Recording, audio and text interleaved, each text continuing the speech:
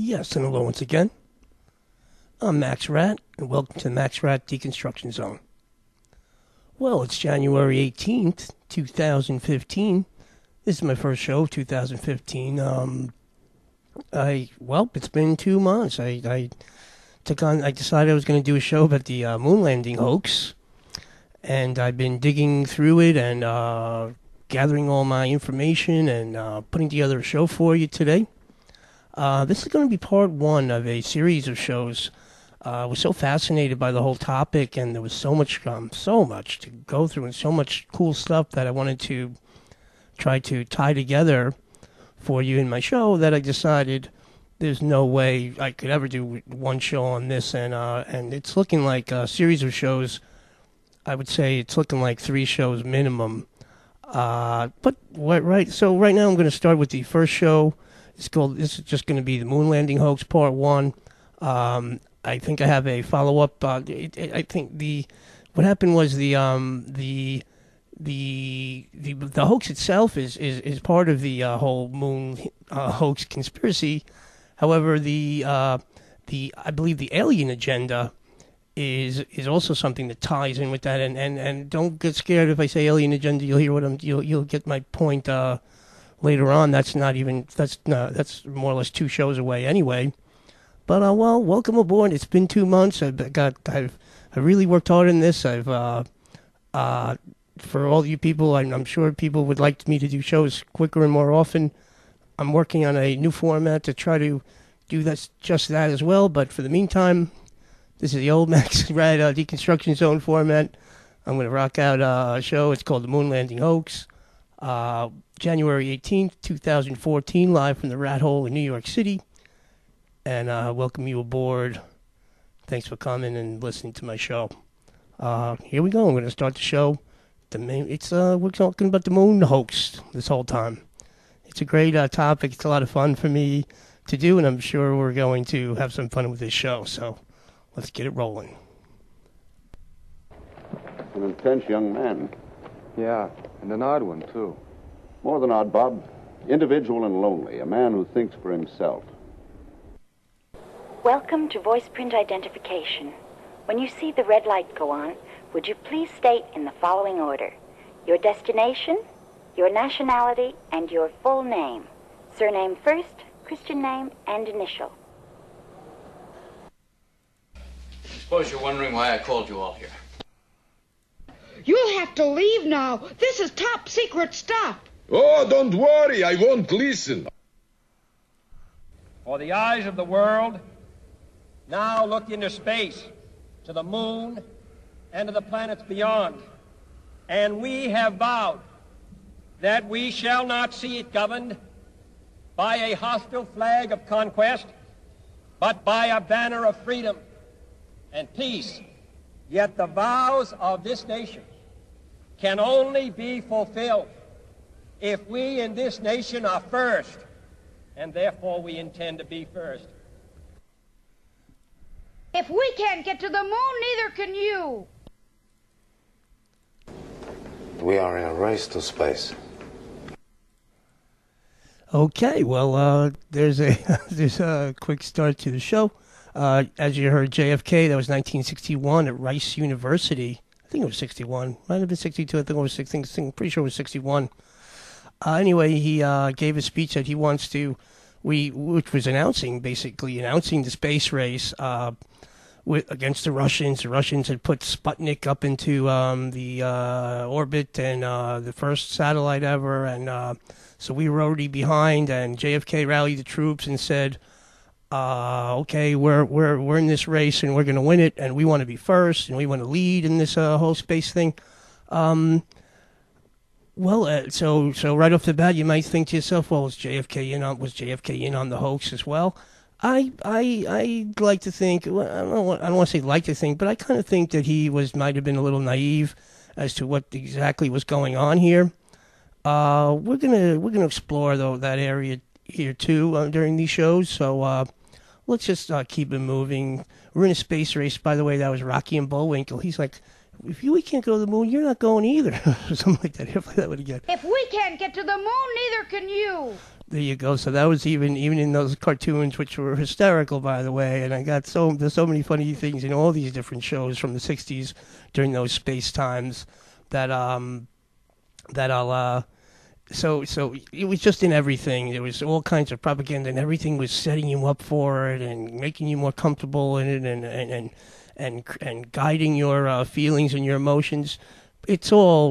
It's probably one of in my investigations, it looks like the most elaborate hoax of all I've ever seen. I mean, it's elaborate. I mean, it's just everywhere. But on the other hand, there's a lot of there's a framed debate, and which seems to have gone on since the get-go.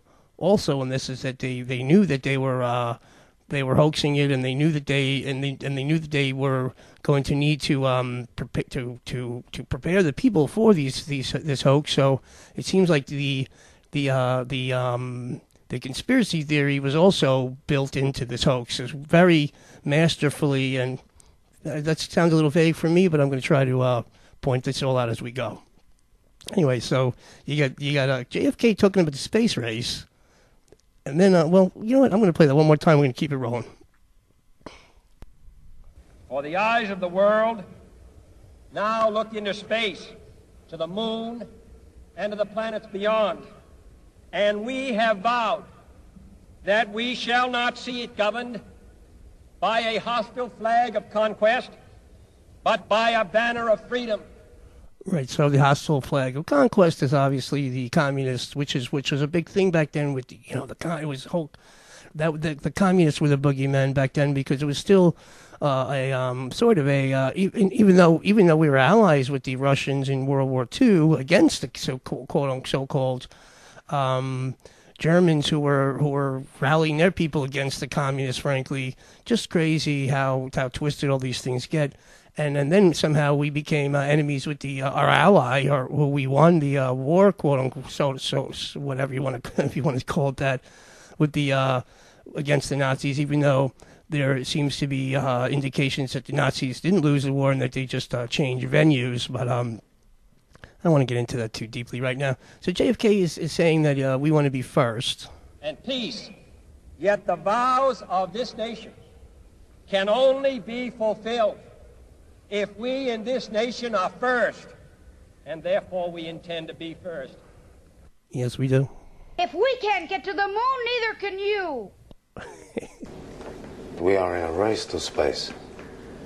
That was supposedly the Russian Korolev from a National Geographic stupid simulation show that I watched. But anyway, so that was a actor playing Korolev, who was the Russian leader of the science behind putting satellites and rockets into space.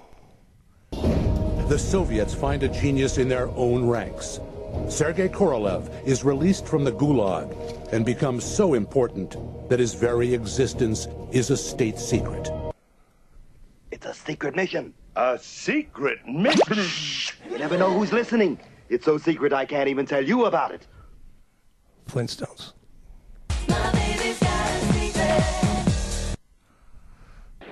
Welcome to our island. That was Madonna, by the way. Anyway, here's some Gilligan's Island for you.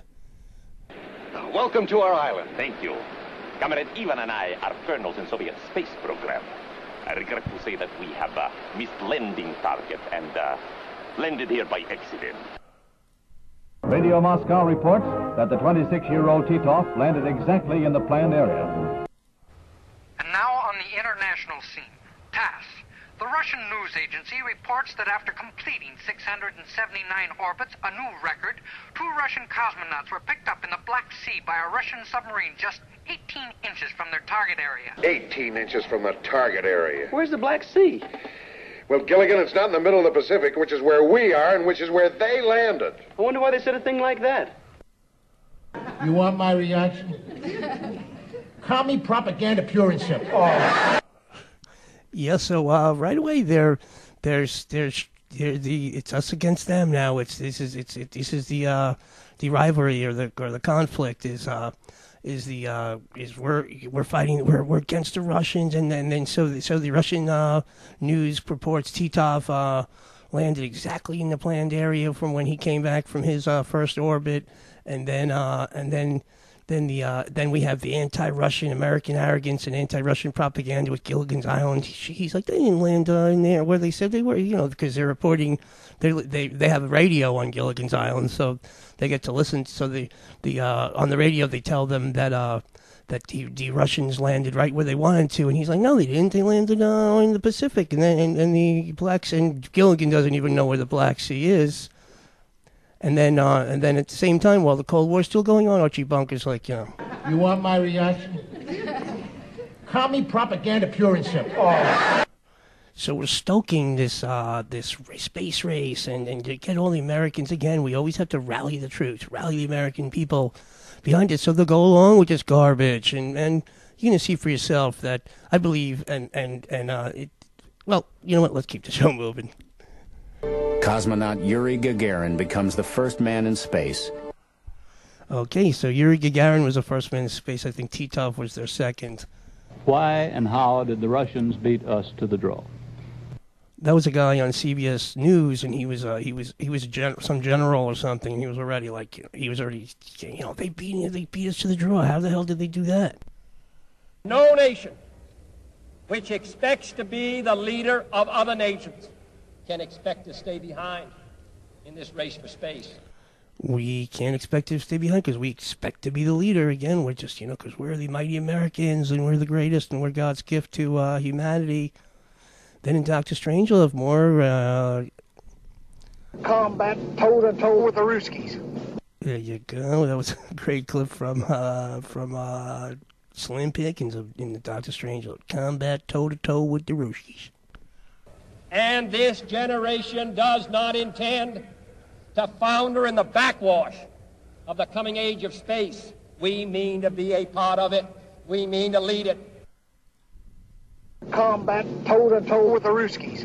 Of course, we know at a very high level the Russians and the Americans have been in bed together for a long time. And I believe to this minute, and even I was just chatting with some friends of mine the other night, and they're like, Max, what do you think about Putin? He's a finance guy. He's like, we're gonna end up in a war with Putin. And I was like, man, I kind of think that we're all in together. I think Putin is, frankly, I told him, and if you guys know where I stand on these issues, I said to him, I'm just trying to figure out which Rockefeller Putin is the son of, because he's definitely one of them. This is beyond just working together. These people are related by blood, and I'm and hate to go divert on a tangent, but I was just looking at some pictures the other night, and this guy Hollande from France, he looks like Jay Rockefeller, and Lamar Alexander to me also. You can take a look at that. Sorry to get you sidetracked. So JFK is like, we lead in space, and then this guy Bill Kaysing, who wrote a book called "We Never Went to the Moon," he said he thinks that we've been in bed, we've been working together, and I believe this moon hoax shows that we've been working together with the Russians the whole time, and they knew that the American people would get hyped up if they're like, the Russians are beating us, the communists are ahead of us, we're in the Cold War, it's space, and they stoked that Cold War, even though we don't have anything, or shouldn't want to have anything to do with it anyway. We're stoked into, oh no, they're ahead of us now. We can, because Americans are competitive, and we have all our sports on TV. We have a competitive nature. Nothing necessarily that wrong with that, but we're getting played by it with it, and so we're in together with the Russians. Of course, we know at a very high level the Russians and the Americans have been in bed together for a long time. At the highest level, I'm quite sure of that as well. So then I'm watching. I figured, I realized that the Yellow Submarine, the Beatles movie, came out in '68, which is right around the moon time too. So you got to figure there's something in there about the moon, and I pulled this one out. All together now, all together now, all together now, all together now, all together now, all together now, all together now, all together now. Yeah, we're working together with the Russians for sure. Of course, we know at a very high level The Russians and the Americans have been in bed together for a long time. All together now, all together now, all together now, all together now, all together now, all together now, all together now, all together now. And, I find that the music is definitely sticks in your head, so might as well take advantage of it in my show as well. Keep it going. In international conflicts, the truth is hard to come by because most nations are deceived about themselves. Yes, we're deceived about ourselves for sure, and we're the Russians are better than us. We got to get them, and we're competitive. We're deceived about ourselves. Thank you, MLK. You know what? Hate to keep repeating these clips, but we got to listen to these clips. In international conflicts, the truth is hard to come by because most nations are deceived about themselves. I think it's great how our hate for other people brings us together. And I love you guys. Like that one. I want to play a game with you, Dr. Floyd. I don't have any time for games. This is a good game. It's called The Truth. For 2 minutes, I will tell only the truth. And so will you. 2 minutes? 2 minutes. Make it a minute and a half. That was from 2010, the sequel to 2001: Space Odyssey, and he's like it's a Russian guy who says to the American, I want to play a game. We're going to tell the truth for 2 minutes. He's like, you make it a minute and a half. He who lives with untruth lives in spiritual slavery.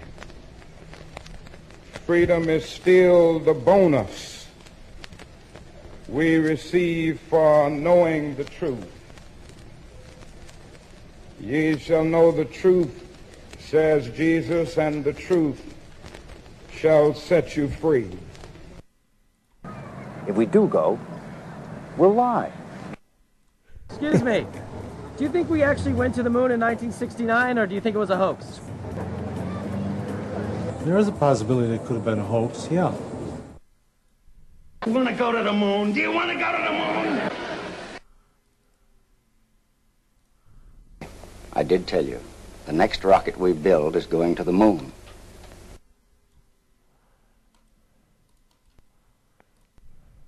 Did I hear you say he's thinking of going to the moon? Oh, yes, sister, and I am so happy for him. It is the one thing he wants in this whole world. That was clear from I Dream of Jeannie, and Jeannie's who Barbara Eden, who plays both parts, her and her sister. She's fantastic, actually, because I watched a bunch of the I Dream of Jeannies for this to go through this show, and again, so not only is she a genie, which is magical and not human-like, but she's also a gorgeous genie. So you're definitely going to listen to every word out of her mouth for sure.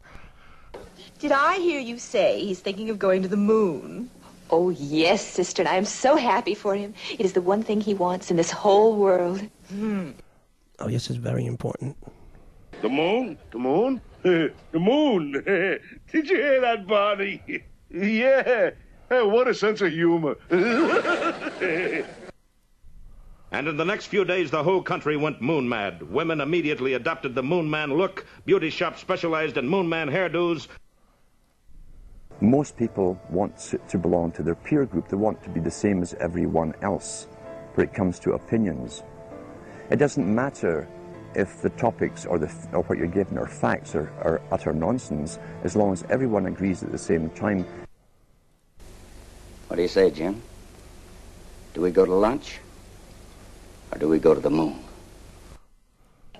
But you will go to the moon with my master. Oh, don't be such a square, darling. The moon is a dull lump of clay. Oh, you mean you will not go there? I wouldn't be caught dead there. The really swinging planet is Venus.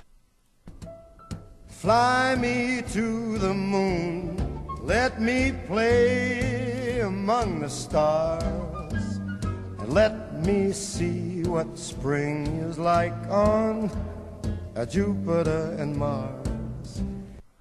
What a jazzy arrangement with that Sinatra. Just brilliant, beautiful stuff. Anyway, so he was down with the program, Fly Me to the Moon. When did they blast off? I don't know, but I'll check with the waitress at the diner. She gets all the scuttlebutt. Yes, you'll know. Moon 02 calling Moon Control. Moon 02, this is Moon Control. Ground control to Major Tom. Commencing countdown, engines on. We could blast them off now, sir. That's it. Blast them off. At the present time, all systems are go, all lights are green. I am going. You're not going. I am going. You're not going. I am going. The only place you're going is to the moon. Give me a go, no go for launch. Booster. Go. Retro. Go. Vital. We go flight. Guidance. Guidance go. Surgeon. Go flight. Ecom. We're go flight. GNC. We're go. Telmu. Go. Control. Go flight. Procedures. Go. Inco. Go. FAO. We are go. Network. Go. Recovery. Go. Capcom. We're go flight. Launch control, this is Houston. We are go for launch. Give me a go, no go for launch. Booster. Go. Retro. Go. When you're out there and you're actually on the launch pad, there's no way to simulate that.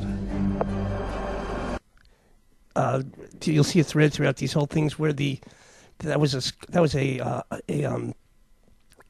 former astronaut, Scott Carpenter, who I believe was on the moon too.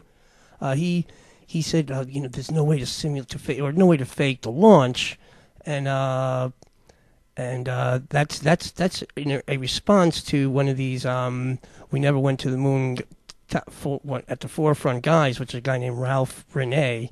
And you're going to see that I'm going to use a lot of the same people who are going to tell us about this hoax, because it's going to be Ralph Renee, it's going to be my man Bill Cooper, it's going to be the BBC, who did a large documentary. It's almost 4 hours long, going through all the moon anomalies, and a lot of the time they're going right from this guy Bill Kaysing and Ralph Renee's books on the moon. They're both, those are the two guys. So. And and one thing that's very interesting, you're gonna see how all the things that they point out that are wrong with which are wrong, which are anomalies. I mean, there's problems. That's what makes the proving of the hoax relatively clear and easy. But it's very interesting how the astronauts, even right from Apollo 11, when they get off when they just got back a week or two later. They mention in that press conference every single anomaly which these guys are mentioning 40, 50 years later, to the T. Every single one of them. Now, do I know if do I believe, and I kind of believe that they've actually changed the that news conference and redone it and switched it around? Yes, I do believe that. I just don't have any access to the original TV shows, because I'm sure those have been those are, it's not like back now where people can record anything off of TV. Back then you didn't have that option, so you're going to have to go by what they give us as, oh yeah, we recorded this, here it is again. So, and then it's altered, which is seeming so. But it's amazing how they've addressed. Now, do I know if does that mean that the Ralph Renee was actually put out there to do that? I don't know about that. I think they were actually going back and correcting a lot of the stuff that he pointed out and that others pointed out that were the anomalies that are about it. But still, it still doesn't change anything. There's still proof that they faked these things, and we're gonna get more into that as we go along from there. So we go for launch, and then the guy Scott Carpenter says, "No way you can simulate that." Go. When you're out there and you're actually on the launch pad, there's no way to simulate that. Oh, no. Whenever they say something like that, yes, there is.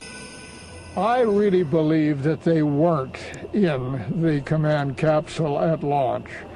They did a little bit of a magician act with the astronauts. They went up the elevator, but they came down the elevator. That's Bill Kaysing, and I wouldn't doubt that either. Keep going. Countdown minus 19 seconds and counting. 18 seconds, 17, 16. All systems are green and go. Countdown minus 10 seconds. 8, 7, 6. 5, 4. 3, 2, 1. 0. Blast off. That's what I like. Precision timing.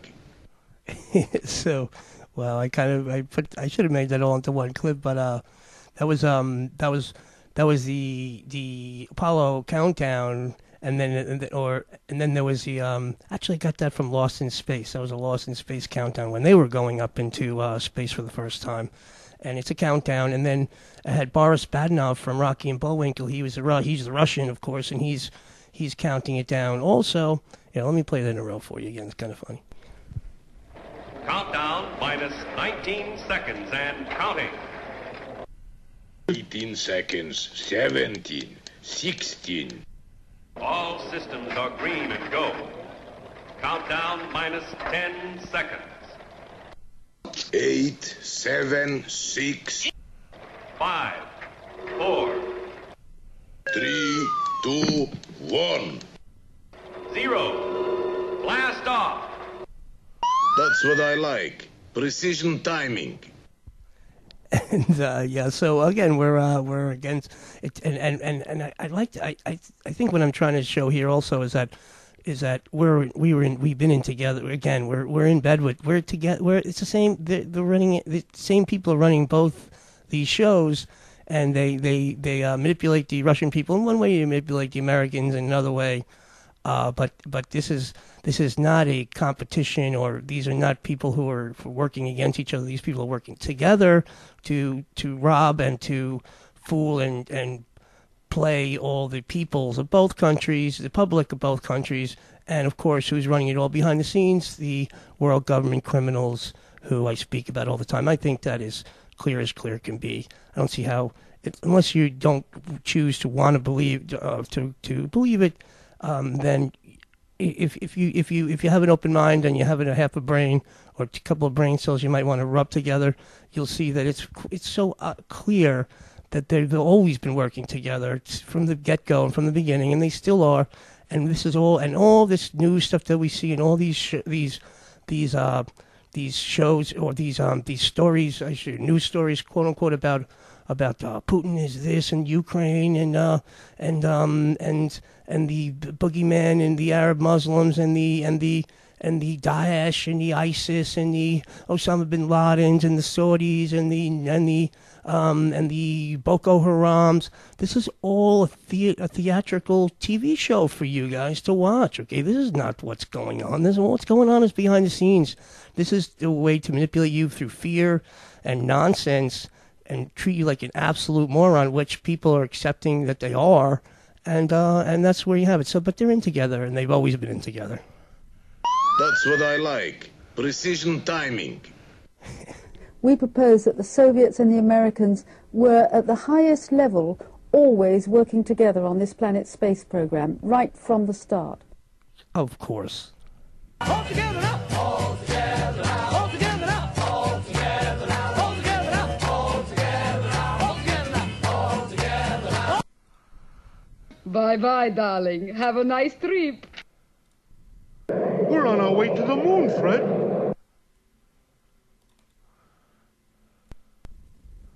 And get there as fast as you can, but don't break any speed laws. And get there as fast as you can, but don't break any speed laws. That was Superman in the old Superman TV series. He's like, get there as fast as you can, but don't break any speed laws. Stay on the straight and narrow. Destination, the moon.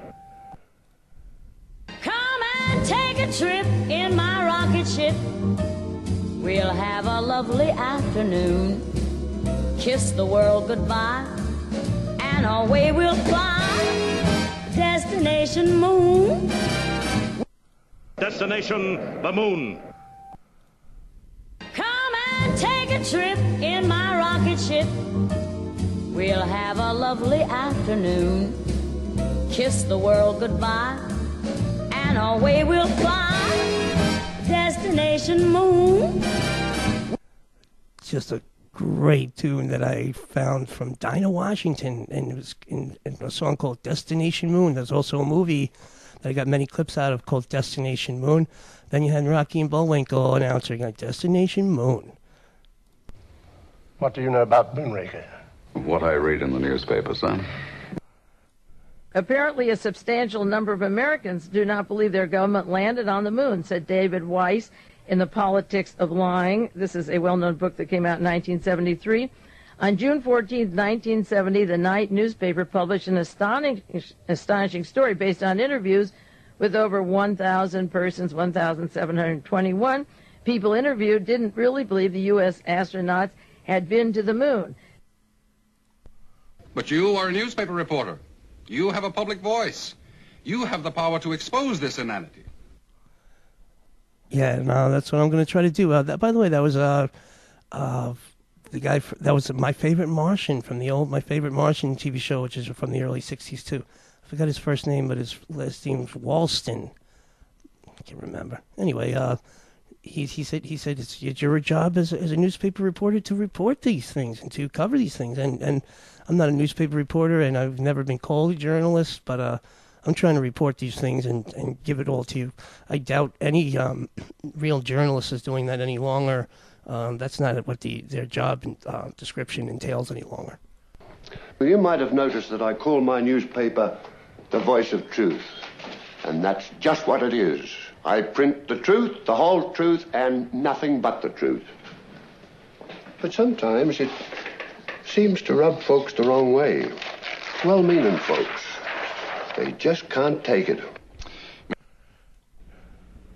And then along came a book that claimed we never went to the moon.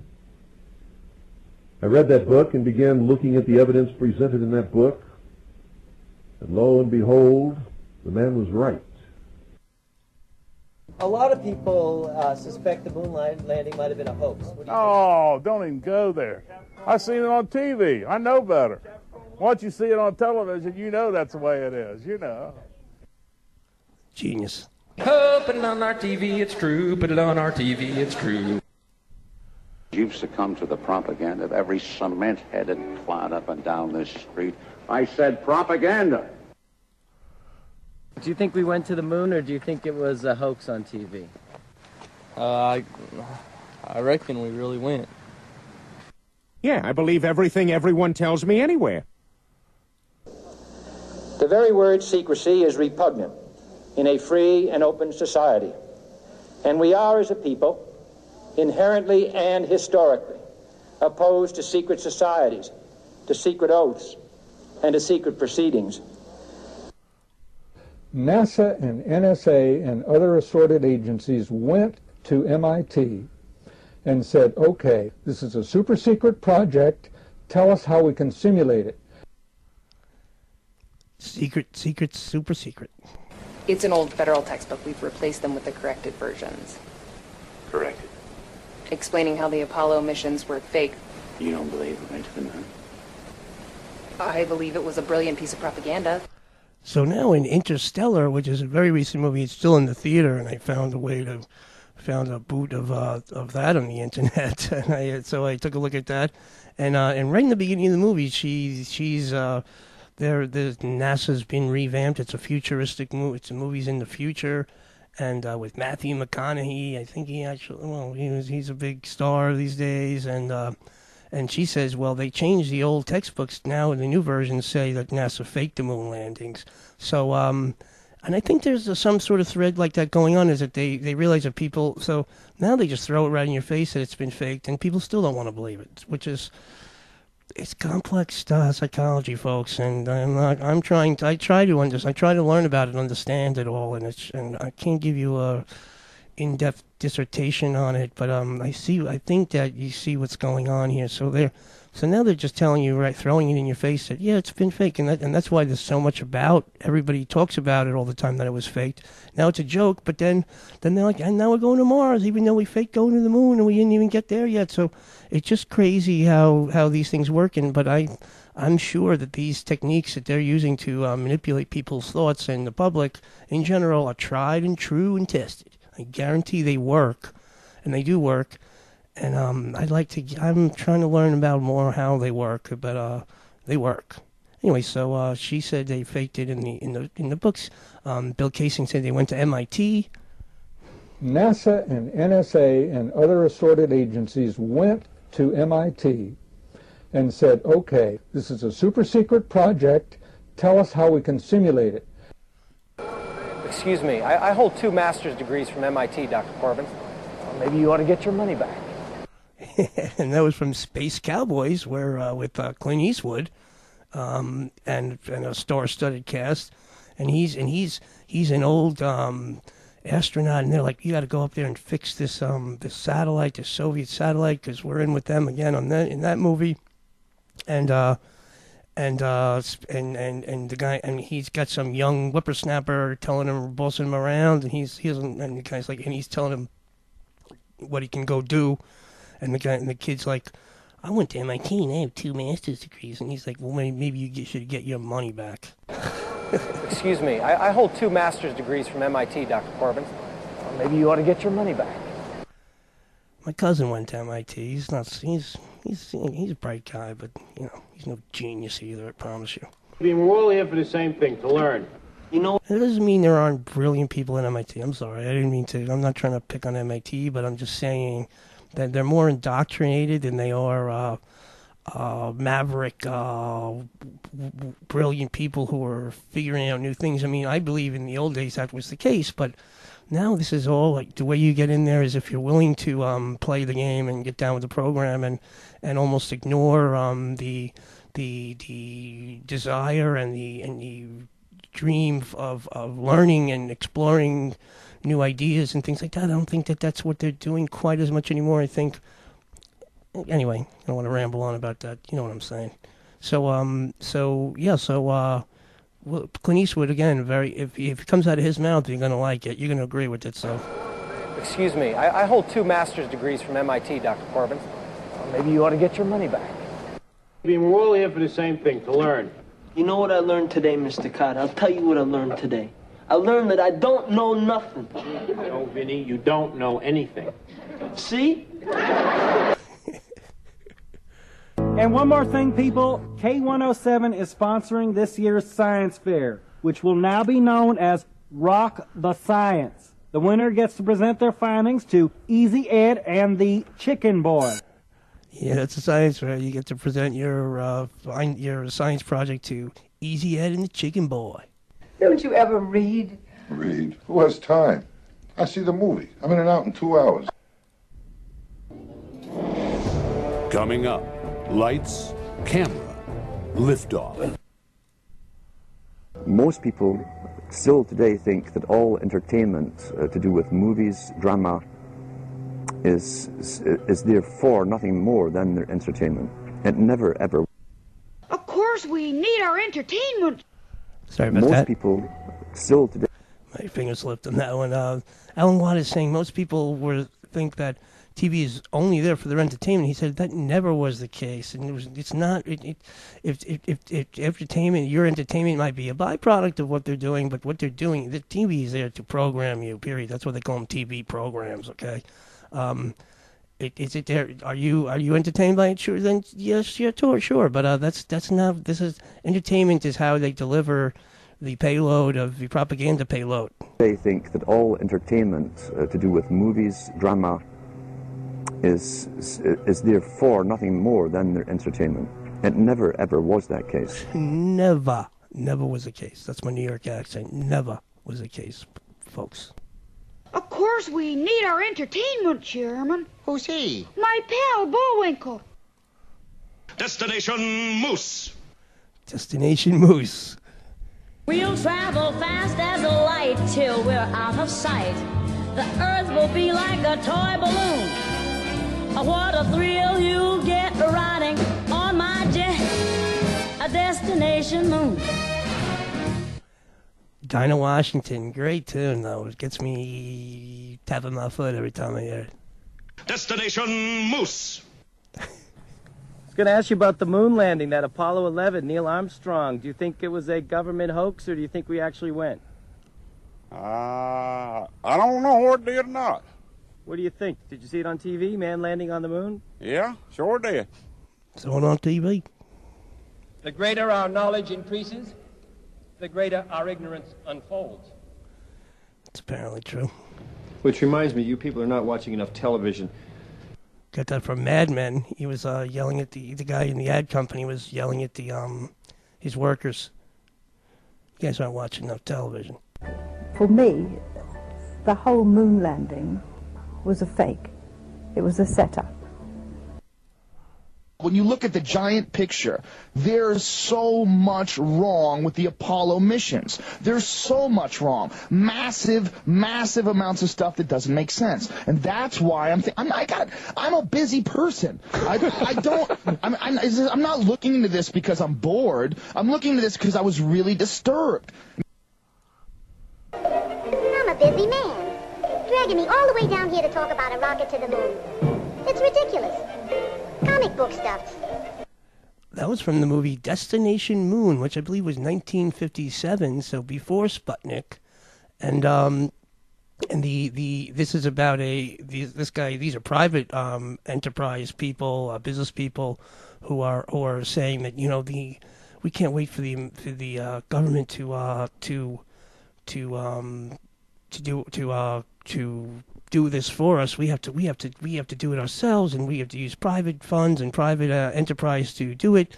And then you'll see later on, and I think it's probably going to be in the next show, I'll have a clip where one guy says, well, how are we going to pay, or how we don't want to spend our own money on, or our investors aren't going to want to participate in the R&D for all, for something such a big project, and the other guy's like, don't worry, we'll do like we always do. We'll get the government to pay for it, and like they pay for everything else. Or she says something like that. That's got this very kind of making fascism look a little sexy in a way. If you ask me, that's the vibe I kind of got out of it. That they're because what they're saying is the private industry is going to couple with the government, and basically when the government doesn't have any money, so they're the people, they'll just point their finger over their shoulder and say, my people got me, got this, the people got this.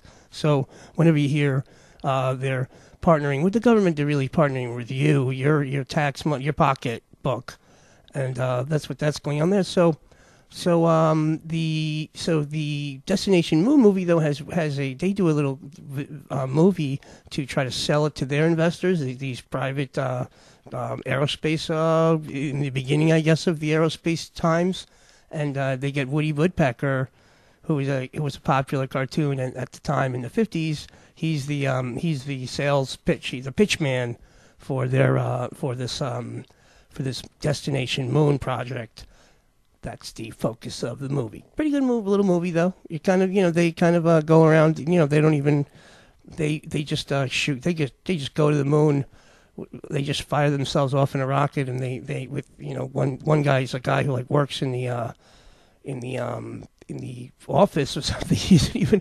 It's just they're not astronauts. They're wearing their street clothes, and they throw the helmet on or something. They don't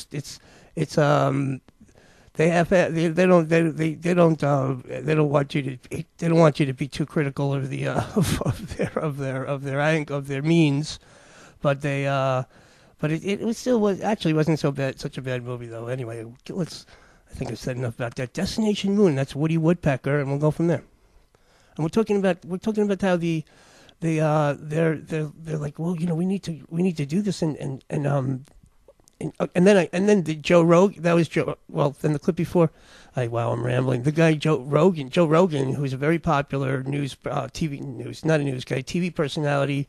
He's a staunch believer that we never went to the moon. Also, and he said there's just so many things wrong with it, and he's right on that issue, folks. There's just so many things wrong with it. Now, what I would say is that the funny thing is that they say everybody talks about there's so many things, but it's always the same group of things that that the debate of what is wrong, what are the anomalies, has definitely been framed almost in a bizarre way. How the astronauts comment on all the anomalies like the right away, and it's almost like it's all been they even laid out the like I said, the conspiracy or the anomalies before they even presented us this hoax to begin with. But I will make that case very clear.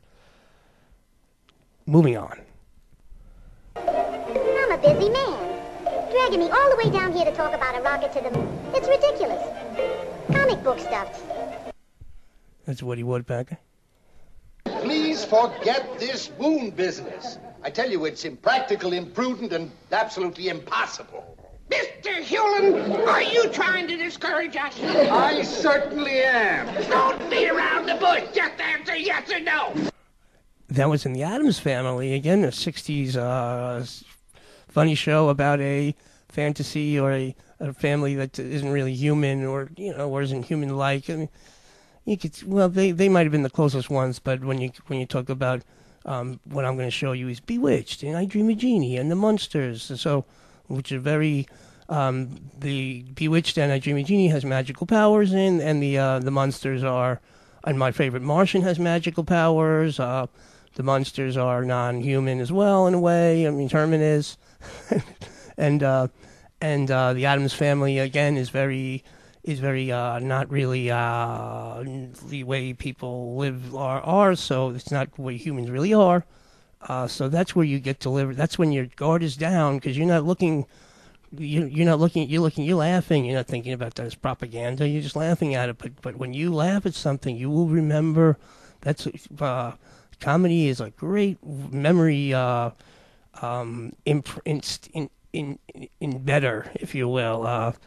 I not to, again, I'm on a little bit of a tangent here, but I think that when emotions are connected to your memory is much stronger. When it's not emotional, when you're thinking in a classical, pragmatic, technical fashion, it's much less embedded in your memory like that. You don't remember things like that where you remember scary times or very happy times. Anyway, you know what I'm saying about that again. So the Addams Family, okay. So the Addams Family is also, they're thinking about going to the moon.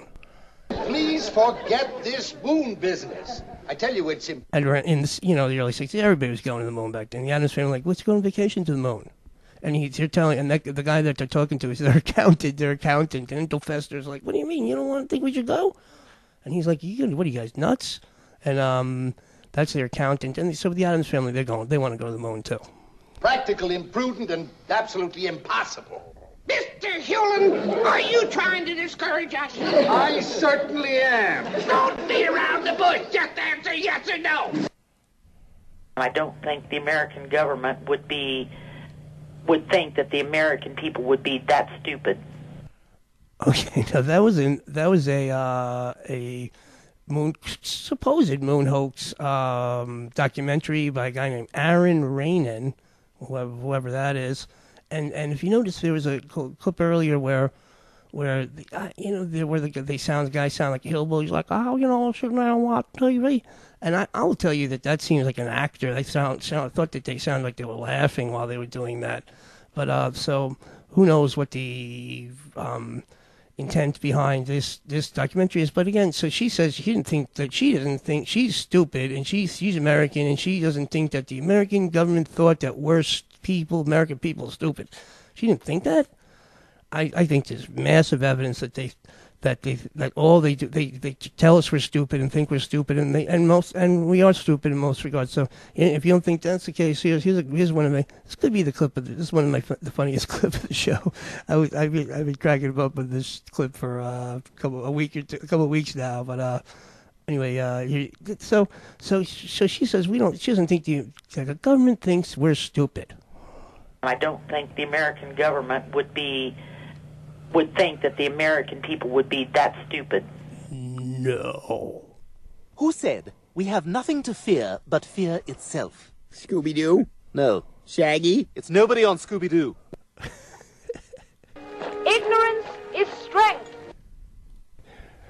See, I grew up with FDR being elected, replacing Herbert Hoover. Right. The only thing to fear is fear itself. Yeah, you got it. And it's a paralyzing emotion.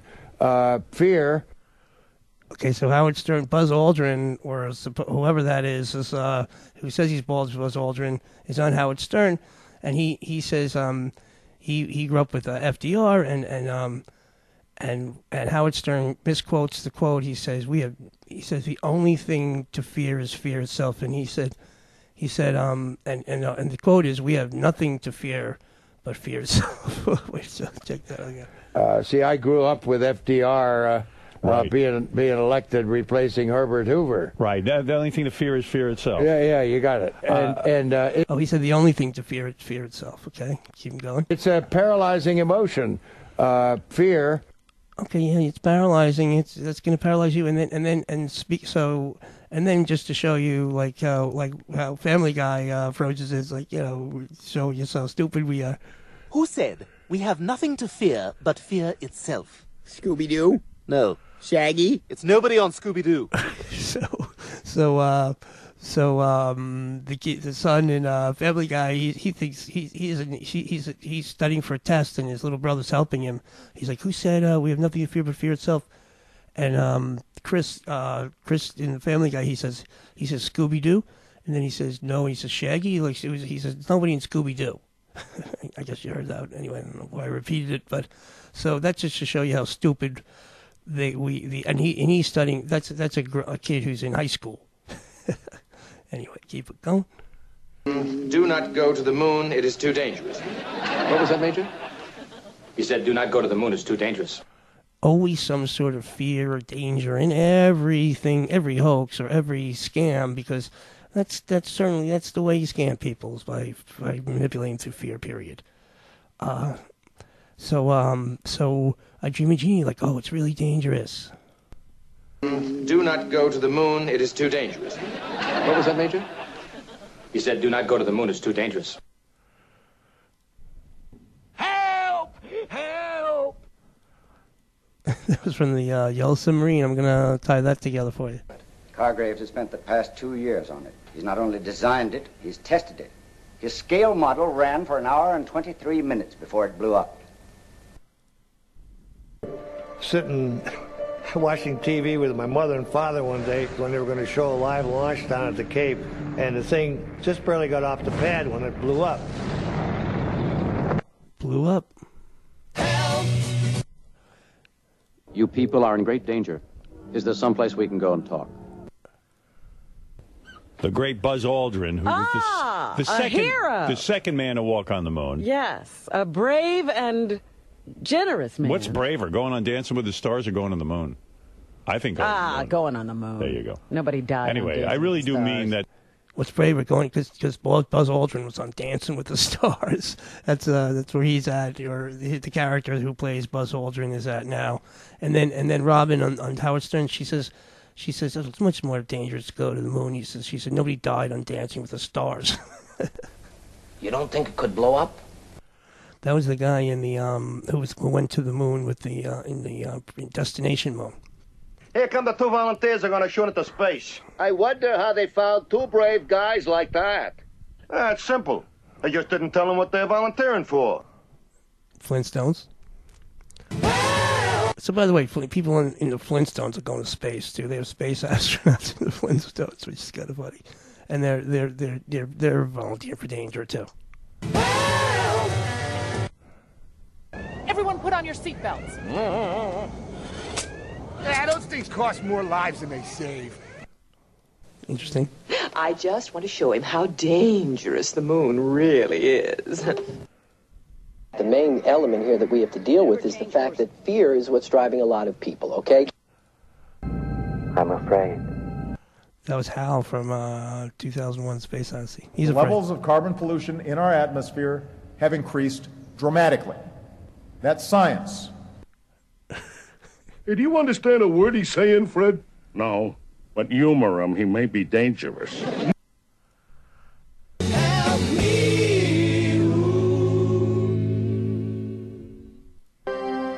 CBS News presents Man on the Moon. The Epic Journey of Apollo 11. Why choose this as our goal? And they may well ask, why climb the highest mountain? Why, 35 years ago, fly the Atlantic? Why choose this as our goal?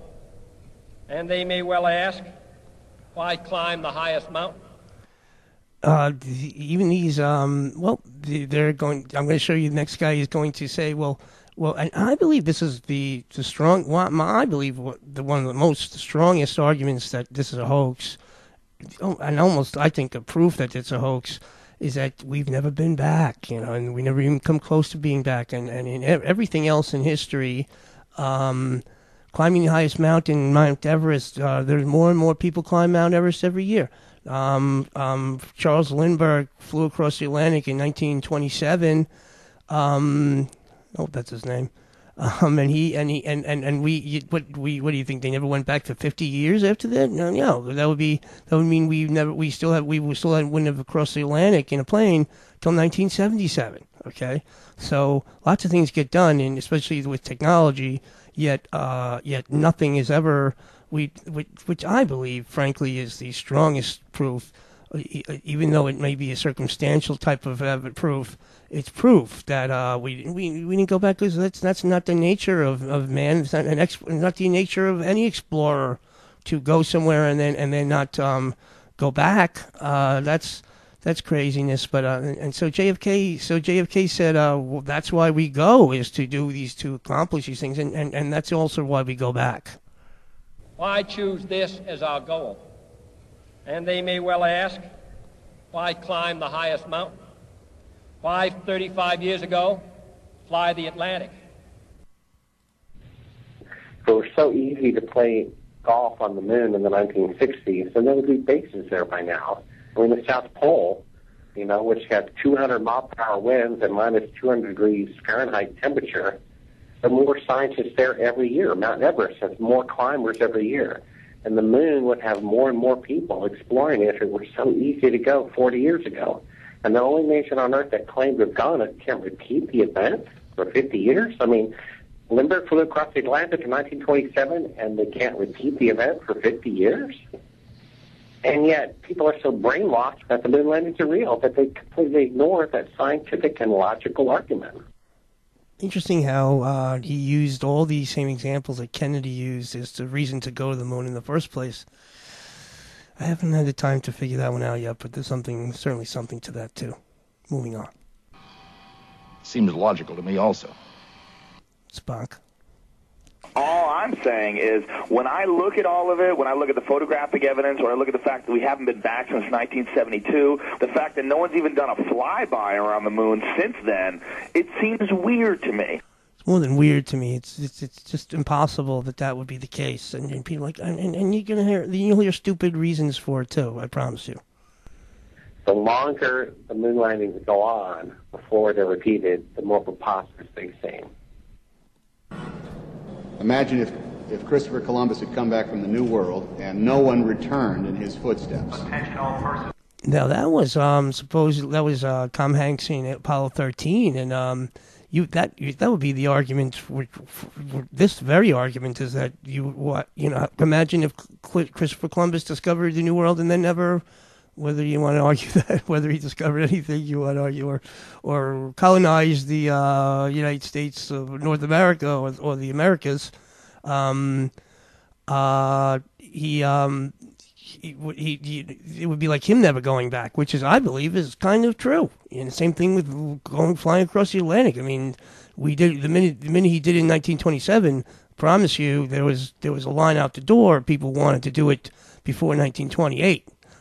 Same thing with anything else, especially if we did it so easily 5 times. We went back and forth, no problem. We had a couple of hitches there, but that was, and the hitches were silly in a way. Just it blew up. We either make it clear with no problems at all, we blow up on the launch pad. It's just insane. And then they have the Apollo 13 story, which was somebody brainstormed that idea. That was just a clever on 13 we'll make it. We'll make it. They almost died, but they didn't. But they're heroes now. Anyway, so Tom Hanks in Apollo 13 says it'll be like Columbus never going back after discovering the free world. Imagine if Christopher Columbus had come back from the New World and no one returned in his footsteps. Or nobody flew across the Atlantic again until 1977. The reason we haven't gone back isn't technical or scientific, it's political. By the end of the Apollo missions, the people weren't that interested, and Apollo just started, dying off. And that's the NASA representative's answer for why we didn't go back. He sounds like a total clown, and the fact is he is. You are full of crap. Listen to what he says, and listen to how, comically or just he sounds like a clown. The reason we haven't gone back isn't technical or scientific, it's political. By the end of the Apollo missions, the people weren't that interested. Yeah, see, but discovery and exploration isn't stopped politically because people are going to do it. It's human nature. The reason we haven't gone back isn't technical or scientific, it's political. By the end of the Apollo missions, the people weren't that interested, and Apollo just started, dying off. And that's their best. That's NASA's representative. That's his answer for why we haven't gone back. I think that's a non-answer. It's a ridiculous answer. It's preposterous. You are full of crap. An obvious hoax. Tell him, Batman. It was one small step for man, one giant leap for mankind, followed by 4 decades of standing around saying, now what? Yeah, you see, even now it's a joke about it again, but they throw it in your face. Because it's unexplainable, and because it's not true. Imagine if Christopher Columbus had come back from the New World and no one returned in his footsteps. Interesting how the guy who was supposedly trying to convince you that we did go to the moon says that, not somebody who's trying to convince you we didn't. Moving on. We soon realized the whole thing was a hoax. Damn it. We soon realized the whole thing was a hoax. The guy's rehearsing that line. This is such a big thing. I frankly don't see how you can do it.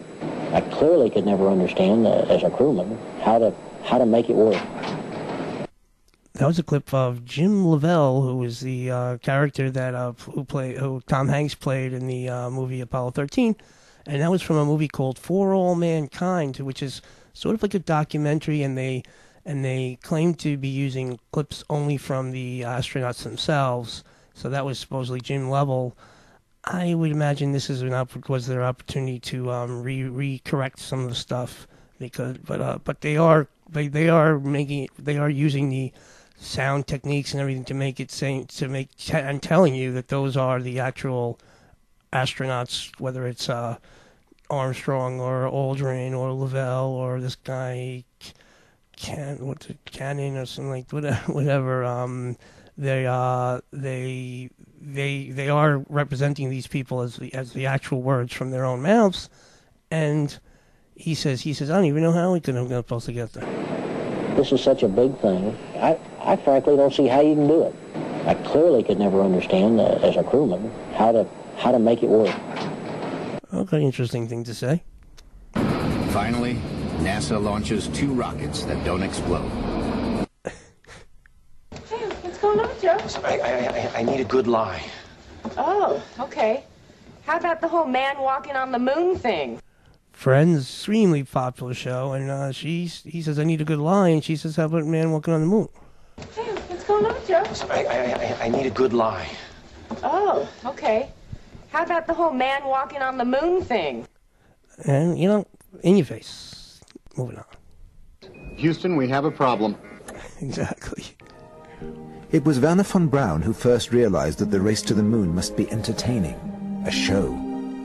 After several meetings with Walt Disney, an idea took shape. I don't mean to say that he's not a Nazi or is a Nazi. I'm saying that I don't know if he was a Nazi. Well, I'm saying he's a Nazi. Nazis for sure. I'm saying he's a Nazi. In 1938, he joined the Nazi Party. He later accepted the rank of major in the SS. But his real interest is science, not the Nazi agenda. Yeah, so there's a guy, Werner von Braun. He's in German. He exists because they actually had a show. He did a series of shows about rockets and space that was presented by Disney.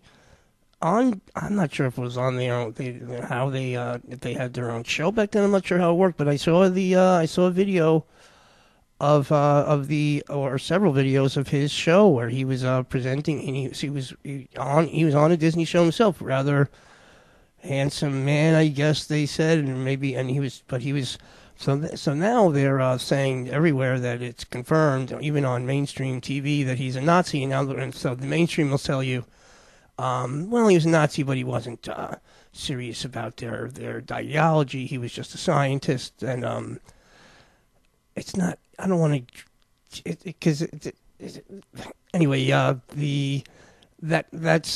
But then they say he was a member of a major in the SS, and the SS reputation is that you had to even have Aryan bloodlines. So the not believing in the ideology thing sounds a little bit far-fetched, but I'm sure this is all a crock of nonsense.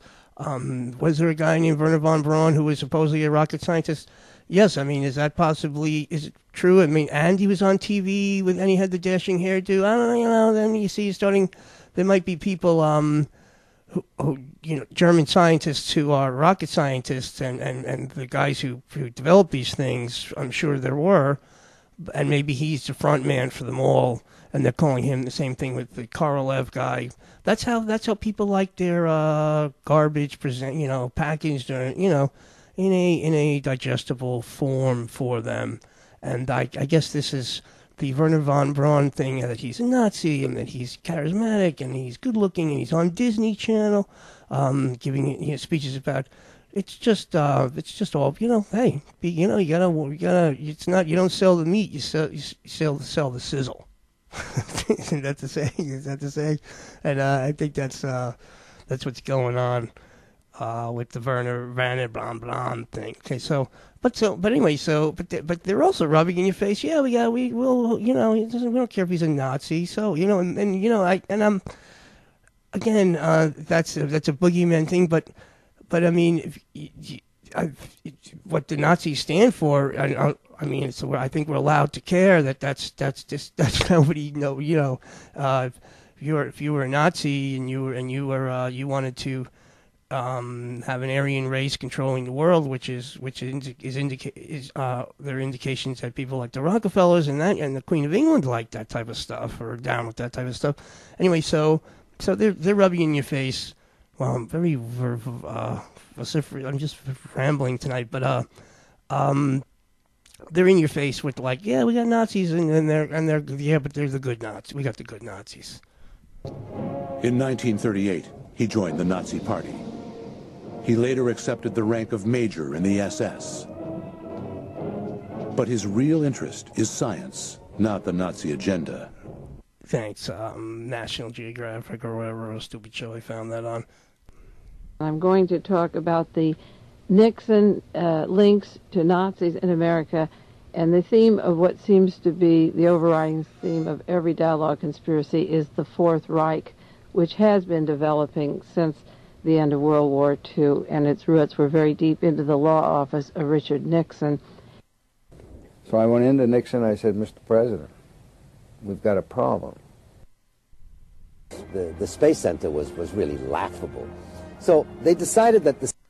Yeah, I'm not going to dwell too much on the Nazi thing, but anyway, they seem to need us to be rubbed in our face that a Nazi is running, and not only it wasn't only him. The guy, the first head of the Kennedy Space Center was a Nazi. His name is Kurt Debus or something like that. The other guy was Dornhofer. He was the head of Bell Helicopters. He's also straight up. They got pictures of him with a Nazi suit, high-ranking Nazi. Concentration camp people. He was the head of. It's throughout the space program for sure. And Debus and von Braun are both outright the admitted and or just undisputedly Nazi. And then this guy Dornhofer, they called him a rabid Nazi, which is kind of, that's how they hyped him, but they hyped him on National Geographic. So anyway, they want you to know that. I guess that's just to scare and disturb and just distract a host of different people for different reasons.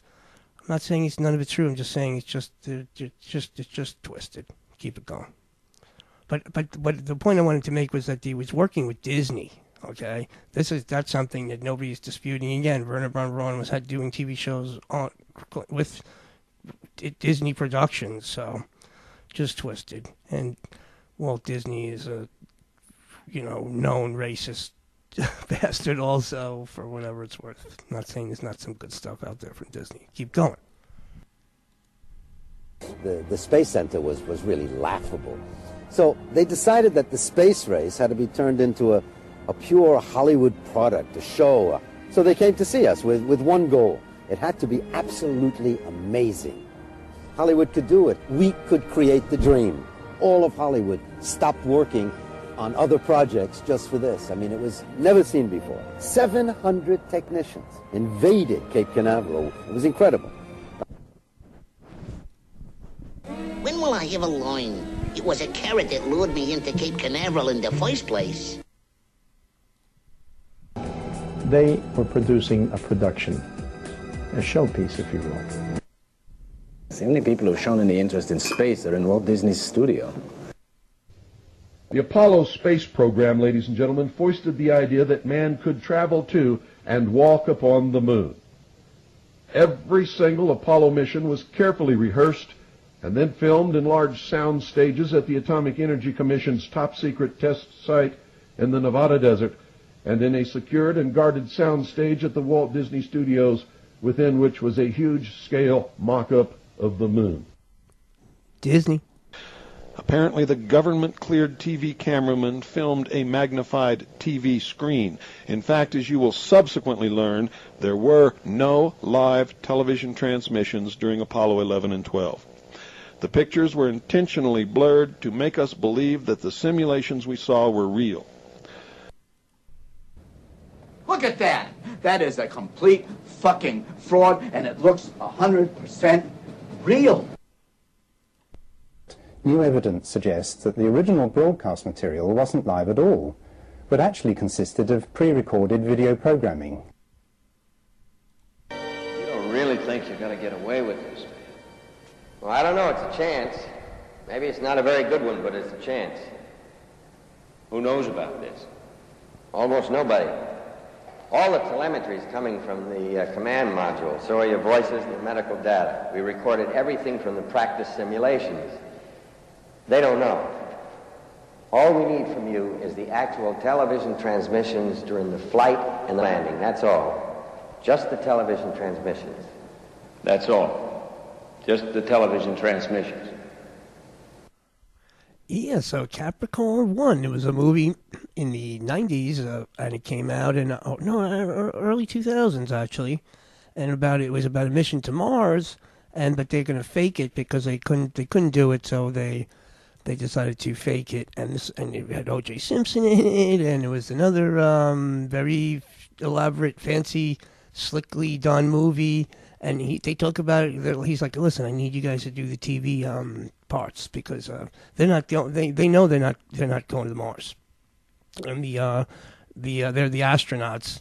And he's like, okay, he's like, just the TV stuff. He's like, yeah, just TV stuff. We'll handle the rest. You really think you're going to get away with this? Well, I don't know. It's a chance. Maybe it's not a very good. The whole movie's about faking it. That's it. That's what the movie's about. I mean, why? Who chose to fund that type of production? I don't. They need you to know this. But it's a chance. Who knows about this? Almost nobody. All the telemetry is coming from the command module, so are your voices and the medical data. We recorded everything from the practice simulations. They don't know. All we need from you is the actual television transmissions during the flight and the landing. That's all. Just the television transmissions. That's all. Just the television transmissions. That's all. When Armstrong said that's one small step for man and one giant leap for mankind, I think that the footprint that he was leaving was in Area 51, north of Las Vegas, Nevada. Nevada, north of Area 51, or the desert, the high desert in Nevada. You can hear that come up constantly in everything. Well, maybe we ought to ask God who's going to win the Super Bowl. Going to win. The game was pre-taped 6 months ago in the same Nevada hangar where they faked the moon landing. Yeah, man, it's like that dang old Capricorn 1, man. It's a good movie, but, you know, they ain't going to fake no staying on the ground like that if they do if they don't Neil Armstrong. Absolutely classic. So he said they ain't going to fake sand on the ground. The other guy, they said, is in Nevada, Area 51, Neil Armstrong. And he mentioned Capricorn, Boomhauer and his Texas hillbilly dialect, which is genius, frankly. And I've heard people who do speak like that in real life also. In fact, if you ever want to see somebody who it's, you know, and he's intelligent guy, just that's how he talks. I noticed that I was watching a car race. This is off topic again, and there's a guy named Sterling Marlin. I don't know if he's still around. But I was like, well, he sounds just like that guy on King of the Hill, Boomhauer. He talked about whatever like that. And but anyway, so and Boomhauer's not, and his friends understand him anyway. So he talks. So in this little clip from King of the Hill, they say they faked the moon. Dale says they faked the Super Bowl just like they faked the moon landing in the same airplane hangar. That's kind of funny too, but then Boomhauer does his hillbilly thing. I'll play it one more time. Moving on, I like this clip. Well, maybe we ought to ask God who's going to win the Super Bowl. Going to win. The game was pre-taped 6 months ago in the same Nevada hangar where they faked the moon landing. Yeah, man, it's like that dang old Capricorn 1, man. It's a good movie, but, you know, they ain't going to fake no staying on the ground like that if they do if they don't Neil Armstrong. I want this sent to Area 51 for study. But, sir, that's where we're building the fake moon landing set. That was from Futurama. When you first stepped on the moon, did it strike you as you were stepping on a piece of the Earth, or sort of what your inner feelings were, whether you felt you were standing in a desert or this was really another world? So this is just twisted. So in the Apollo News Conference, this is supposedly 2 weeks after they get back, and it's Neil Armstrong, this guy Michael Collins, and Buzz Aldrin, and the guy who asked the question says, when you got to the moon, did it feel like you were on the Earth, if you were in what did he say, in the desert, or were you really in another world? And you know, almost like just bizarre. Why? Because they weren't on the moon, and they did it, and they faked it in the desert. It just on the Earth. I mean, they didn't leave Earth, and they faked it in the desert. That's exactly just a twisted question. This was at the Apollo News Conference 2 weeks after the supposed walk on the moon. When you first stepped on the moon, did it strike you as you were stepping on a piece of the Earth? What kind of question? What is that bizarre question? Come on. When you got on the moon, did it feel like you stepped on the Earth? Or sort of what your inner feelings were, whether you felt you were standing in a desert. Were you standing in a desert on the Earth, or were you on the moon? This is at the news conference. Or this was really another world. Okay. You figure that one out for yourself. Day by day and almost minute by minute, the past was brought up to date.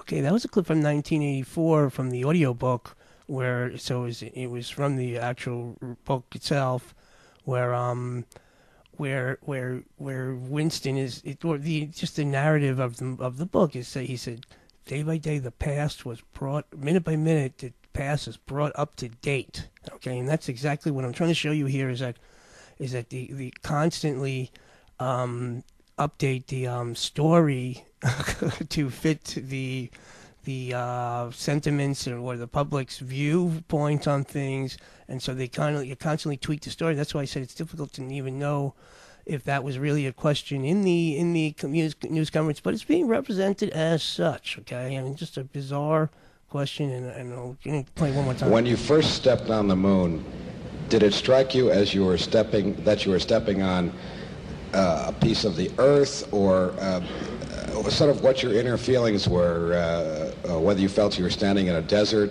or this was really another world? Day by day and almost minute by minute, the past was brought up to date. There are people who still believe that the moon landing was staged on a movie lot in Arizona. Okay, and then and Al Gore says then he thinks he's trying to say that's crazy, and then he misses it by saying Arizona instead of Nevada. Just twisted. Oh, brother. There you go. It's like much of the high desert of the United States. Okay, CBS. That's Neil Armstrong supposedly on the moon, on a radio, whatever that means, and he says it looks like the high desert of the United States. That's supposedly from the moon itself, and again, how that's just twisted to me. It's like much of the high desert of the United States. Well, like the Nevada high desert of the United States, just like that. The probe in this picture was folded over and sticks up through the sand in the bottom right-hand corner. Okay, so that was Neil Armstrong at the Apollo conference 2 weeks after they got back from their supposed moonwalk, and he says the probe sticks up through the sand. Okay, and there was and nobody called the surface of the moon sand. Okay, they called it powdery. They called it fine grained or something, but they never called it sand or charcoal, like I think the guy said, and powdery was the word, but certainly never called it sand. And then and this is 2 weeks after the moon landing. He called it the sand. So just again, I don't want to. You can be like, Matt, you nitpicky. I don't think so at all. I think this is twisted what he says. The probe in this picture was folded over and sticks up through the sand in the bottom right-hand corner. Okay, his probe that was on the moon, he said. Nor was any item of news or any expression of opinion which conflicted with the needs of the moment ever allowed to remain on record. That was from 1984, where they said, whenever anything that conflicts with what they want you to think they change it. And I believe there's a lot of evidence of that going around. That's a whole other show. Keep it going. Houston, I am outside the hatch. Houston, I am on the ladder. Ready, slow-mo. Houston, I'm stepping onto the surface. Take slow-mo. All right, that's O.J. Simpson, and went in the movie Capricorn 1, and he's like, ready, slow-mo, take slow-mo. So he's not. He's already agreed that he's going to do the moon landing thing. He already agreed that he was going to I'm sorry, the Mars landing thing. They were just going to fake the TV. He said, "You're going to do the fake TV." They're like, they all said, "Yeah." That was OJ. He said, "Houston, I'm on the surface," and like slow mo. Houston, I am outside the hatch. Houston, I am on the ladder. Ready, slow mo. Houston, I'm stepping onto the surface. Take slow-mo. Look at that. That is a complete fucking fraud, and it looks 100% real. They sure make these test rounds real. Hey, Bob? Yeah.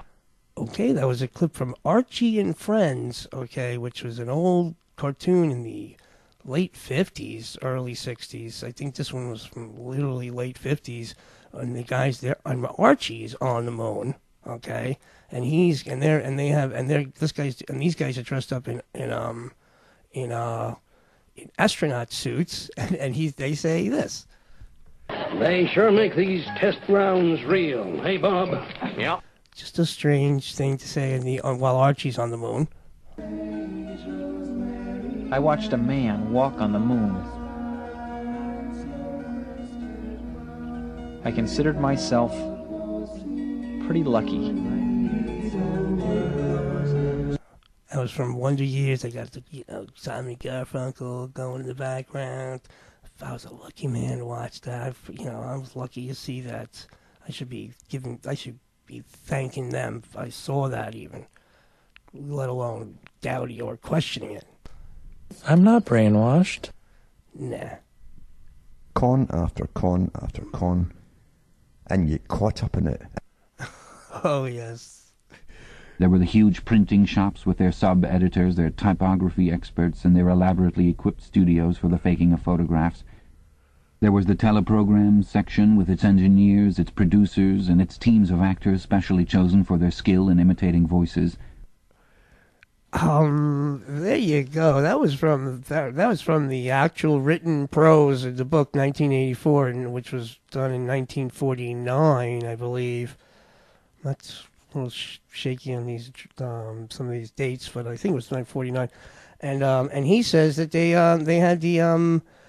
had actors in the TV studios that were good at faking people's voices. And I'm saying it seems to me like they changed that they've changed some of the interviews or whatever from the Apollo thing, and they're showing, and they could have they could have cut that thing up and made it so you can never really see them speaking so well, their lips moving, and then they could have had people with similar voices change all the responses to questions. I know that sounds craziness, and it probably maybe in fact it is. I'm just saying that it seems like that because it's just everything is so similar, like so there you go again. And so he said 1984 that's exactly what we had a department just to do that, and they're doing it to the T, it seems. Here we go. So somebody was like using that 1984 those pages as a playbook. In the 1971 James Bond movie. There were the huge printing shops with their sub-editors, their typography experts, and their elaborately equipped studios for the faking of photographs.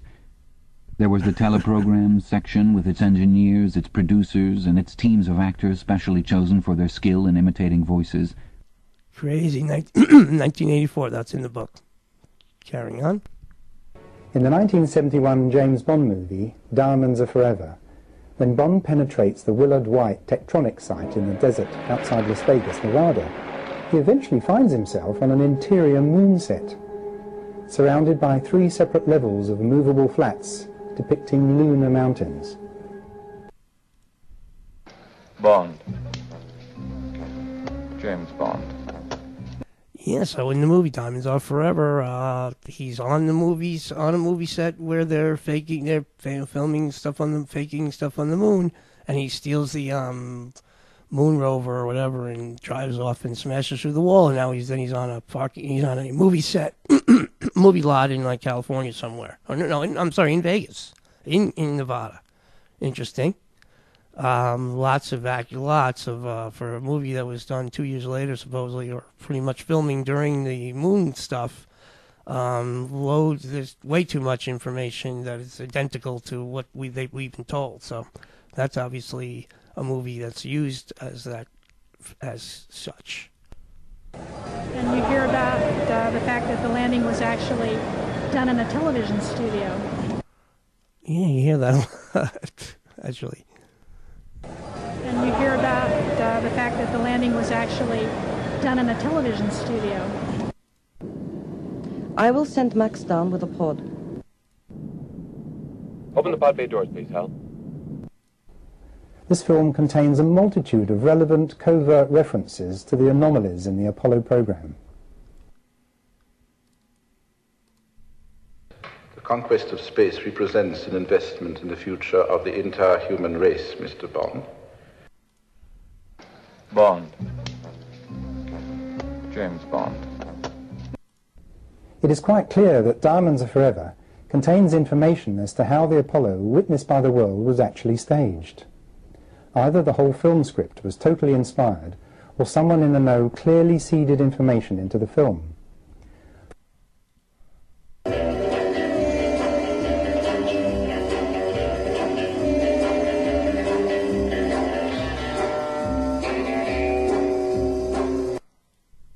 The truth is rather more disturbing, 007. Look at this. There's a new article you can Google how Stanley Kubrick faked the Apollo moon landings, talking about how he may have been recruited to perpetrate the hoax because he had his vast experience having just produced in 1968 2001 A Space Odyssey. Yeah, there's so well. One more clip.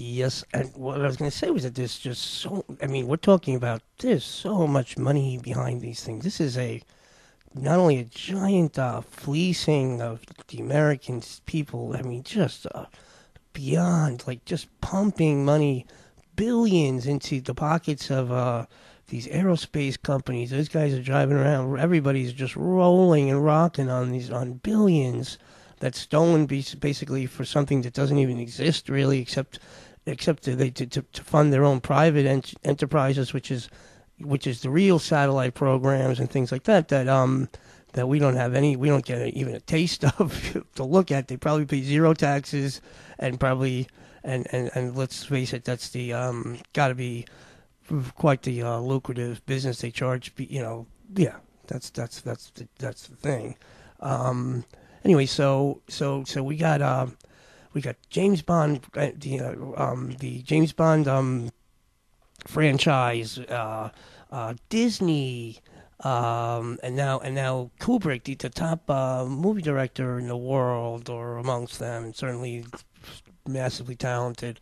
So everything's this is everything's like it's all Hollywood. I mean, they're all involved. I mean, I'm sorry, but I don't know how many movie actors really know how to about wave technology and rocket technology.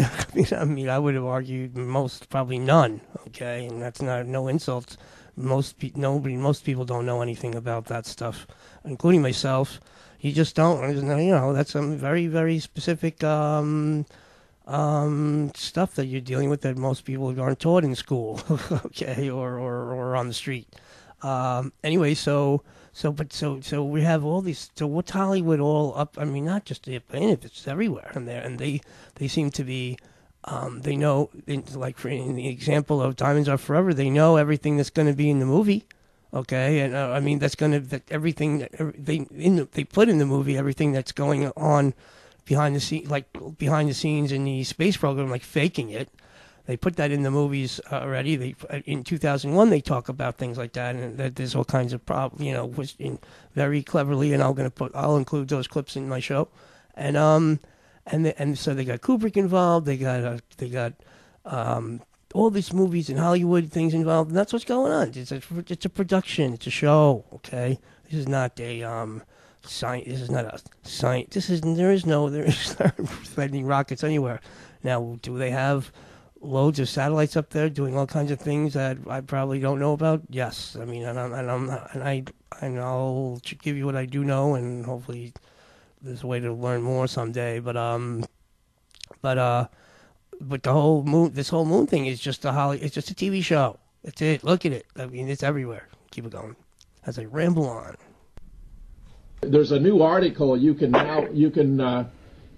Google how Stanley Kubrick faked the Apollo moon landings, talking about how he may have been recruited to perpetrate the hoax because he had his vast experience having just produced in 1968 2001 A Space Odyssey.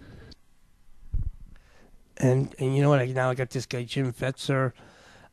Listen, I'm using people who are talking about these events and they say things because if you want to tell me, well, Jim Fetzer's an idiot and I don't, I agree with you, okay. And there's a lot of people, you don't have to agree with everything everybody says, but they're giving information. I'm putting that together.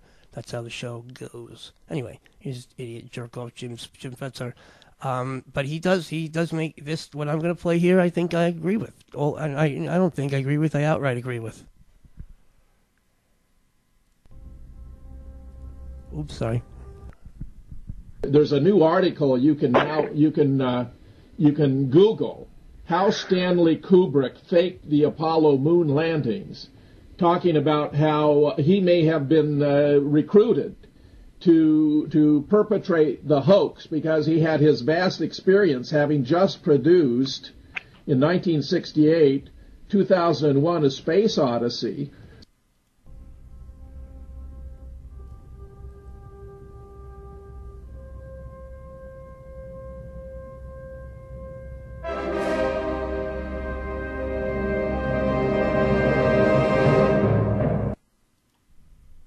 Rumsfeld offered to go and negotiate personally with Stanley Kubrick.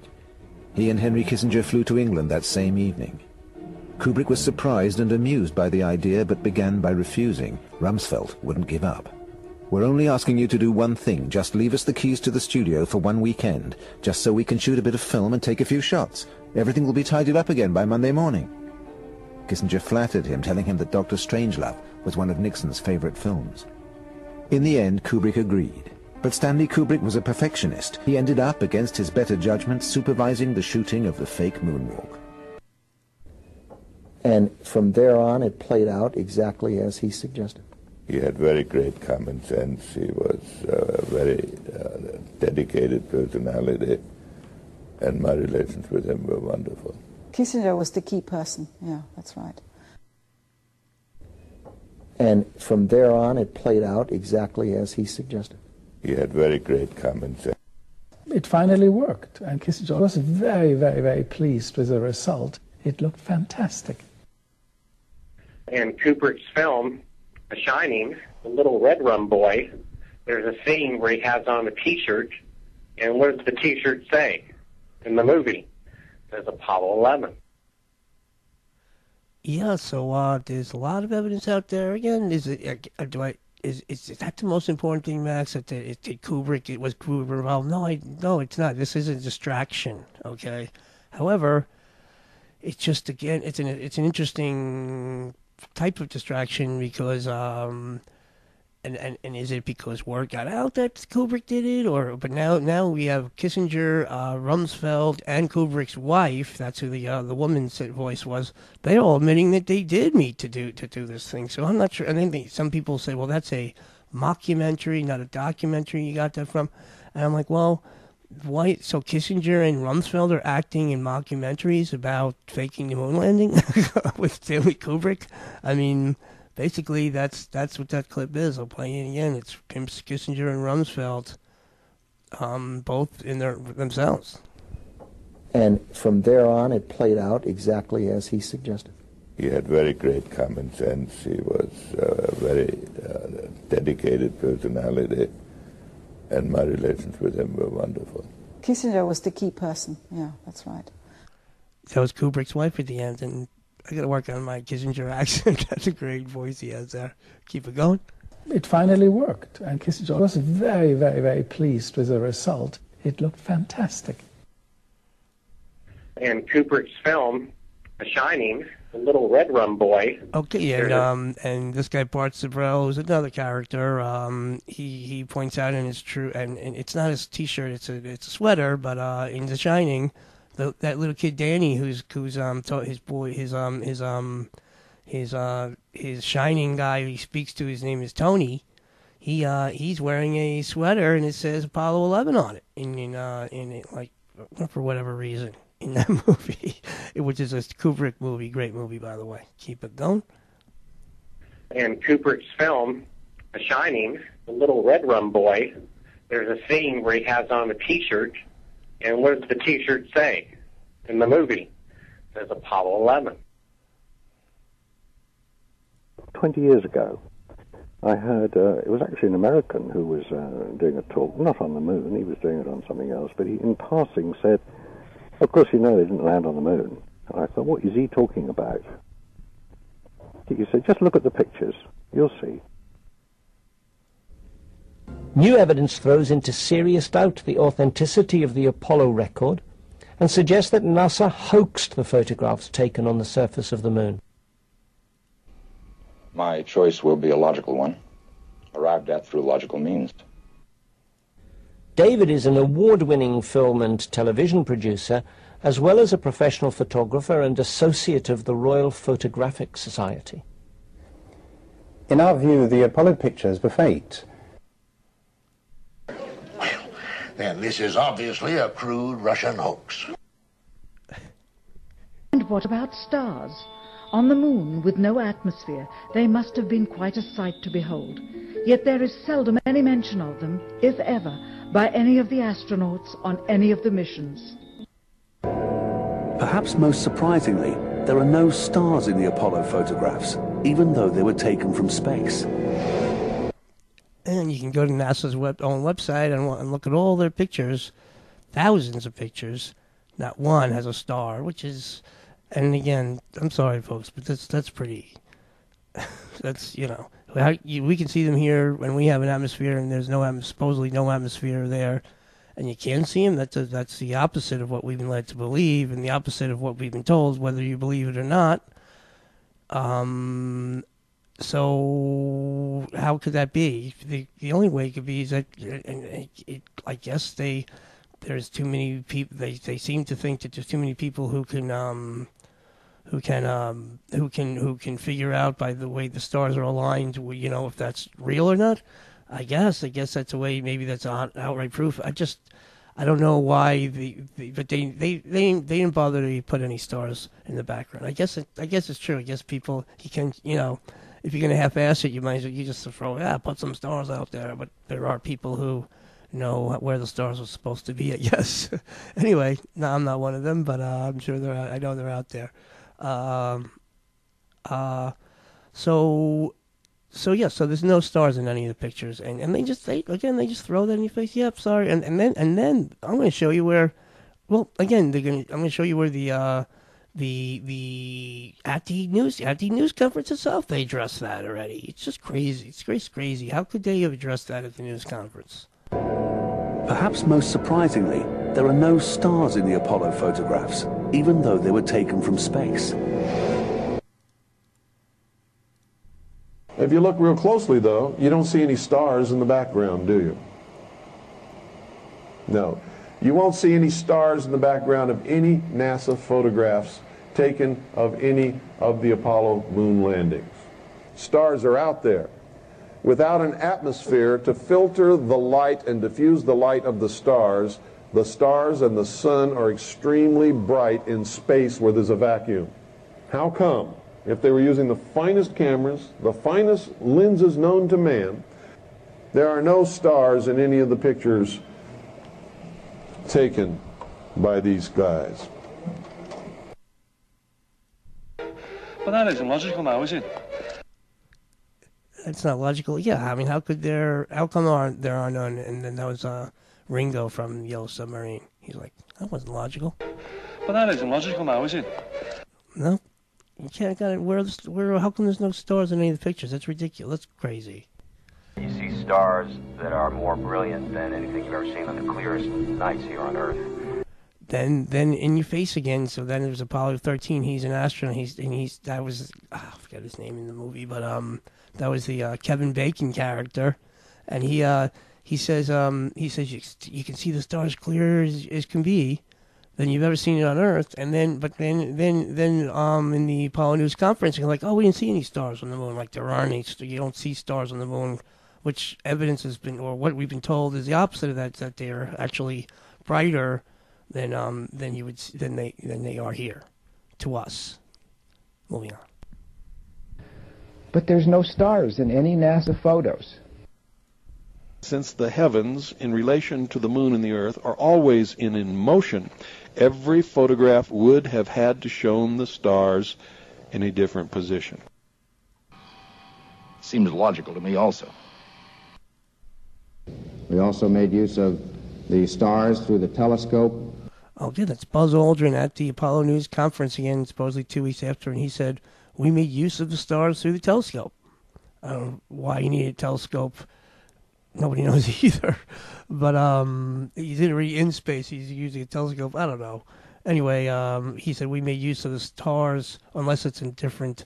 I know people are like, yeah, that's not telescopes. Don't only do that. We actually do this and that. I'm like, okay, whatever.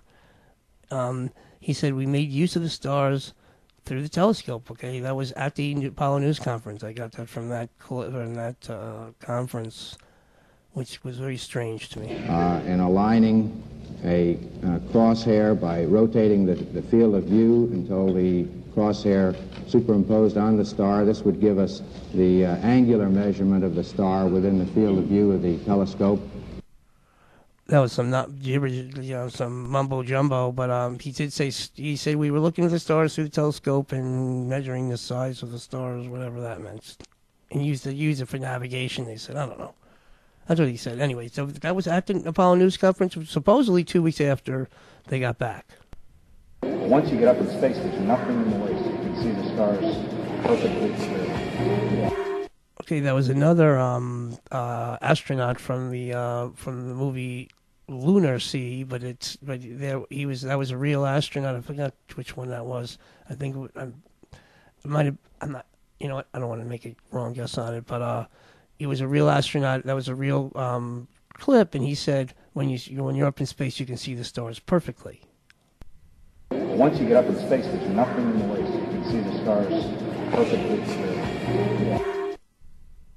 Following the sleep period, as we're approaching the liftoff point, we progressed with a gradual power-up of the lunar module, which included another star alignment. Okay. Following the sleep... Okay, so that was Buzz Aldrin at the Apollo News Conference again, 2 weeks after they got back, and he said they did a star alignment before they left the moon's surface. Clearly said that, and anyway, I don't want to dwell on these little nipping things. I'm just saying that it's just bizarre how they're commenting about stars, and then they're going to say they didn't see any stars in the same supposed news conference. Day by day and almost minute by minute, the past was brought up to date. Okay. And all the astronauts have ever said is they never saw stars. Even when they took pictures of the Earth, there were no stars in the picture, and yet the Earth is reflected light, and the stars should have been bright like headlights of cars, because there's no atmosphere. Sky totally black, but there's no stars. NASA never filmed either stars or planets. They would have us believe that on the moon, stars and planets do not exist. That's key, because they would have us believe that, and if you're not sure you want to believe that, then here it is. This is the Apollo News Conference. Again, this is immediate. Supposedly, it's just bizarre to me, and if I didn't know any better, I would say the whole thing was redone just to fit this type of crazy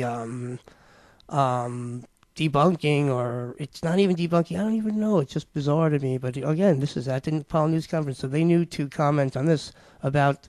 They said they didn't see any stars at the conference 2 weeks after they got back. That's bizarre. We were never able to see stars from the lunar surface or on the daylight side of the moon. I don't recall during the period of time that we were photographing the solar corona what stars we could see. I don't remember seeing any. Okay, so that's Neil Armstrong, he's on the moon, okay, and then Collins supposedly is orbiting around it. He didn't walk on the moon, and he said, I don't remember seeing any. He was driving, he was flying, he was orbiting the moon. He said he didn't see any stars.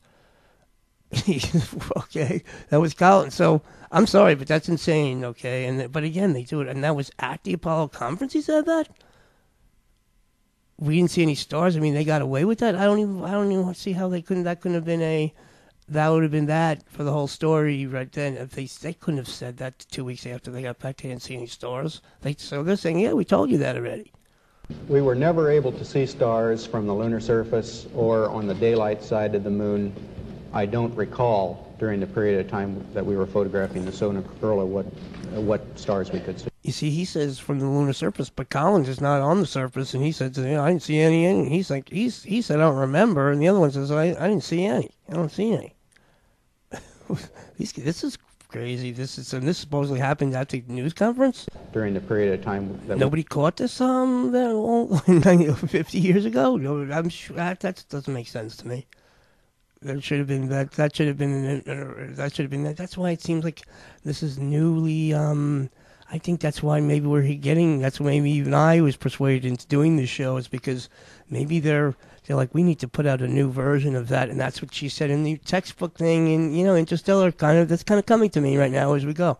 Moving on. The moon, I don't recall during the period of time that we were photographing the solar early what stars we could see. I don't remember seeing any.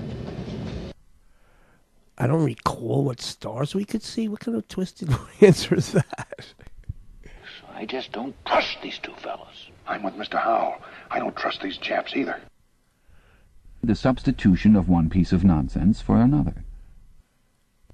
And finally, when Bond escapes on a hybrid of a rover and a LEM through the flimsy wall of this moonset, we see that he's emerging from the grey domed building that looks remarkably like the northern hemisphere of the moon. This entire scene is, without doubt, whistleblowing on a very grand scale. Yeah, so this guy's saying that that they were telling you, we tried to tell you in Diamonds Are Forever, you missed it. Bond. James Bond. To the Queen. The horizon shows space devoid of stars. The small rocks end and the ground suddenly becomes featureless and smooth. And I can tell you, folks, it's because it's a painting, just like they have on movie sets. And you can clearly see it in this picture. There's no doubt whatsoever. He doesn't know we figured this out to be some kind of a movie set or something. Again, Archie says that, well, he's on the moon in 1959 or something. And he says, he doesn't know where, and he's on the moon. He's supposedly on the moon. He says, well, he didn't know. We figured out that this is a movie set. He doesn't know we figured this out to be some kind of a movie set or something. It was on Archie and Friends, and way before they even landed on the moon. If you look at the backgrounds of most NASA pictures, there is a relatively sharp transition line where anything beyond becomes smooth and featureless. This is a sure sign of a grade Z studio backdrop.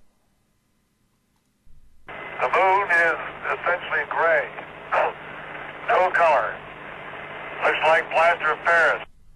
Yeah, that was, again, another astronaut said that. Shut up already. It's science. We propose that this is a completely restaged, or rather pre-staged, set of studio photographs. Thank you for telling me the truth. Many of the pictures have diverging or converging shadows which indicate two or more spotlights. When I look at the photographs and I see intersecting shadows, now I'm no photographic expert. I don't know anything about the moon really except stuff that I've read on the internet. I'm no scientist. But when I see intersecting shadows that seem to show some sort of a different light source or more than one light source, it looks odd to me. How can an object have two shadows each going in a different direction? How can two items in the same picture have shadows both going in different directions? Ladies and gentlemen, yet that is what we see in the photograph. I consider this picture to be one of the most flawed of NASA's Apollo project's filmed documentation because there are so many things wrong with it. A picture is composed only of light and shadow, and by definition, the shadow must be on the shady side away from the light source. Basic rule in photography. The effects of the strange lighting that Buzz talked about earlier, where the cross-sun lighting is a good bit darker than the down sun. Okay, now that's twisted. Okay, this is supposedly in the same, that's the Apollo News Conference that they have posted all over the internet that they say happened 2 weeks after. He says the cross-sun lighting was different than the down-sun lighting. What the hell? How many suns does he have that's a crazy answer, and that's a crazy answer if he addressed that at the real interview 2 weeks after also. Very strange to me. That I don't know, did I find a fake Apollo conference? I mean, that's what that was then. Anyway, just crazy how they address every one of these issues that is brought up by these so-called conspiracy people, and then they address them all. We told you all this, we answered all those questions, and that's the only questions they seem to bring up, which is in a strange way. I got other questions. I'm going to get into that as we keep going. Let me just keep going. The effects of the strange lighting that Buzz talked about earlier, where the cross-sun lighting is a good bit darker than the down sun. That explains the two shadows. Day by day and almost minute by minute, the past was brought up to date. The shadows appear to converge. They appear to be looking like they're pointing in two different directions. You can think of it that way. It would appear to be like from two different light sources. Yeah, that's what it looks like. That's a NASA guy admitting that it looks like two different light sources also. When you're looking for fraud, it's staring you right in the face. Now, this situation is impossible naturally and has to be the result of more than one light source and/or technical manipulation and doctoring of the image. This one is kind of an indisputable one too, and the fact that they're kind of like handing this out right now as like this is what like the two light sources, you know, like they're saying, okay, yeah, you got us on that one. They're kind of conceding this is kind of like, again, like this, the whole idea that we're it's okay to say the moon landing was fake now, because it's like, and now if you still believe it's true, then you are the one whose sanity can be questioned a little bit. It's just crazy, and I'm not really sure if I'm explaining it properly. I'm going to try to get my focus on this. Keep going. Now, this situation is impossible naturally and has to be the result of more than one light source and/or technical manipulation and doctoring of the image. One shot, salvage, before NASA cropped it, reveals the source of the light for those long horizontal shadows. Two spotlights in the studio. Well, I would say, sir, that there was something dreadfully wrong somewhere. We've been exposed to some degree to the lighting that we saw. The lighting that we saw? It was at the Apollo news conference. Just crazy how these are all the words out of their mouths at a news conference. It just fits everything that that these people coming at them with perfectly. Just crazy to me. I don't see how that can't be contrived as well. Just haven't figured out like how to well, as we keep going, we're going to figure it out in the show. Again, the Apollo news conference. He calls the sun the lighting. We've been exposed to some degree. I think that's kind of people like, what do you like sun's light? I'm like, no, that's not how you would ever say it. The sun's a sun. The lighting is not. I don't think lighting is implied that that's the sun. Well, what kind of lighting we have? You know, well, yeah, light, sunlight, just whatever. Carrying on. We've been exposed to some degree to the lighting that we saw. However, this was, in my case, an extremely foreign situation. Just nonsensical. Day by day and almost minute by minute, the past was brought up to date. All of this is consistent with spot-lit subjects in a photographic studio. The ground in back of Conrad is extremely well lit, which is also consistent with studio spotlights. So what does Hasselblad have to say about this classic Aldrin picture? Does it look to Jan Lundberg as though the subject was lit? Yes, it seems like he's standing in the spotlight. And I can't explain that. Okay, so this is the manufacturer's representative of Hasselblad, who makes these fancy cameras. And he says, yeah, he's now they're putting that out on BBC that he's laughing and saying, yeah, I can't explain it, but he looks like he's in a spotlight. Which you can also see the shadow in the faceplate going toward the astronaut who supposedly took the picture, who's directly in front of him, and you can see his shadow on the moon going somewhere else, which means the picture in the faceplate is artificially inserted. Yep. The reflection of this scene mirrored in the astronaut's visor shows the astrophotographer with his camera clearly positioned at chest level, which actually cannot be. So this false reflection must have been composited or painted in over the original image. The reflection we see in the visor cannot be that of the photographer of the image.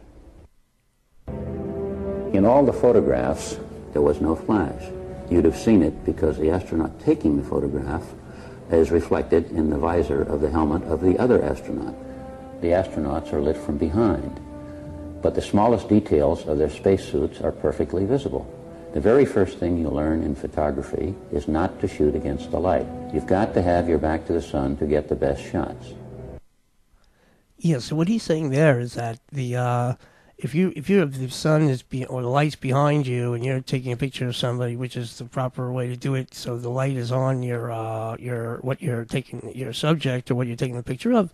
But now they're talking about the reflection back in the guy's visor, and so what so the guy who's taking the picture, from the view of the guy who he's taking the picture of, he's dark. You can't see any detail on him because he's got the light behind him. Okay, he doesn't have the other guy has a light on him. So, but in the visor pictures, you see the guy, like you could see he's got like there's a second, he's taking the picture and he's lit up too. So again, that's it's kind of, and I'm certainly no photographer either, but I promise you, any real photographer can tell you that's impossible. Okay, they use these reflection cards, so it gives you just a little light, to make it so you can see the detail. It looks good if you're in the advertising business, but it's not in reality. That's for sure.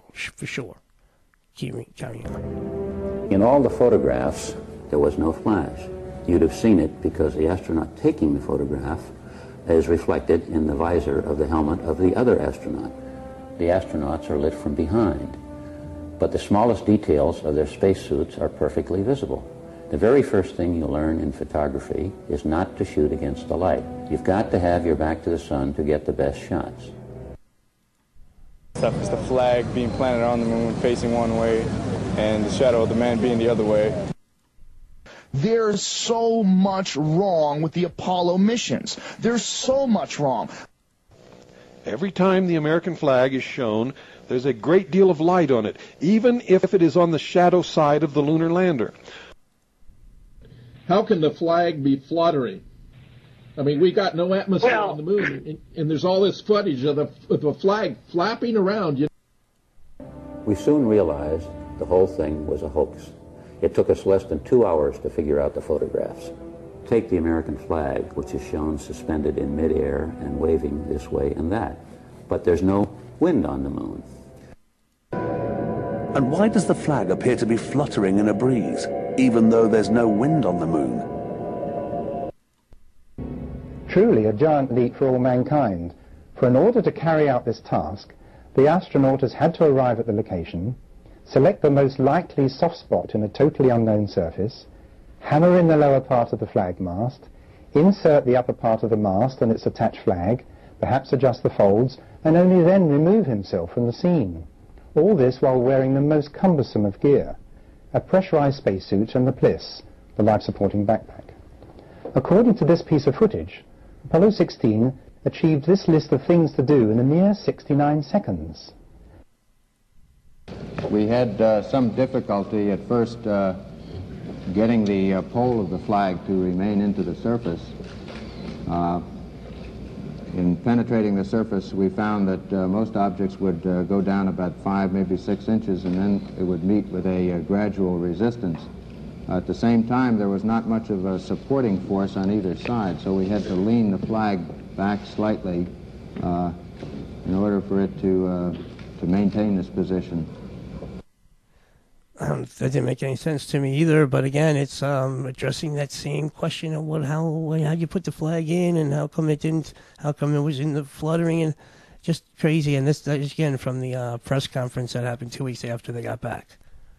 Day by day and almost minute by minute, the past was brought up to date.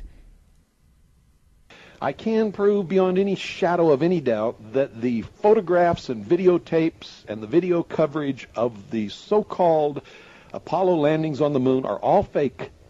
All of them. Every single one of them. There's not one real photograph among the bunch that was ever taken on the moon. I can prove that beyond any shadow of a doubt. No problem. I have a degree in photography. It's easy. I suggest, Captain, that you've been lied to. You seem very unreal to me. TV and stills photography of the same event and the same time must show the same detail. Both versions cannot be correct. In other words, this piece of TV footage and this still picture cannot possibly have been taken at the same time. Shit, they're lying to us! Oh boy. Oh boy. A little later on in this. Looking up at the lamb, I'm standing directly in the shadow now, looking up at Buzz in the windows. And I can see everything quite clearly. The light is sufficiently bright, backlighted into the front of the lamp, that everything is very clearly visible. See, so now he's on the moon telling you why, he's like, don't worry, everything is clearly visible, so there is no, it's not somebody, it's not like, your opinion whether or not you can see things when he has his back to the light. There's no way you could see, he's in the shadow by definition. Okay, and I promise you, so he's like, yeah, no, we can see it fine over here, and he's addressing that on the moon? Like that's what he's talking about. It's like, oh, by the way, for everybody who thinks this is they're using fill cards or something like that, or to the secondary and tertiary forms of light. He's like, he's addressing that issue on the moon while he's standing on the moon. Like he doesn't have, and he still has, and then he rapid fires the flag in 69 seconds at the same time while he's commenting on trivial or just seemingly not tangential comments. A little later on in this. Looking up at the lamb, I'm standing directly in the shadow now, looking up at Buzz in the windows. And I can see everything quite clearly. The light is sufficiently bright, backlighted into the front of the lamp, that everything is very clearly visible. Whatever. Nor was any item of news or any expression of opinion which conflicted with the needs of the moment ever allowed to remain on record. 1984. Such detail can only be revealed by the use of an additional light source. So we have to conclude that secondary lighting was used to create these alleged lunar surface pictures. Those photographs can be demonstrated not to have been taken on the lunar surface. Now, if they were not taken on the lunar surface, there's only one other place they could have been taken, and that's on Earth. Well, how about we tell everyone the truth? You know, we have unedited footage of them faking part of the moon mission. This is as fake as it comes, folks. And you don't have to have a photography degree to see it. Seems logical to me also. The still photos were extremely precise, perfectly exposed, sharply focused. They managed to adjust their cameras, change film, and swap filters in pressurized suits. It should have been virtually impossible with gloves on their hands. In the Apollo 11 mission, there was one magazine of 121 photographs. And I looked at them in sequence, and I thought, these are brilliant photographs. They show you everything you want to see. Anyway, the more I looked at them, the more I was becoming doubtful that given the conditions and the circumstances under which they were taken, on the lunar surface, in the vacuum of space, in the extremely bright sunlight that you get on the moon, there's no atmosphere to filter it as we have here on Earth, that there would be some photographs which just weren't exposed correctly. Because also, aside from not having a viewfinder, it didn't have an exposure meter either. You had to set the shutter button, 125th or 250th, you had to set that manually. You had to set the aperture manually. All right, you were told roughly what sort of pictures exposure to take, but you still had to set the camera up to take them.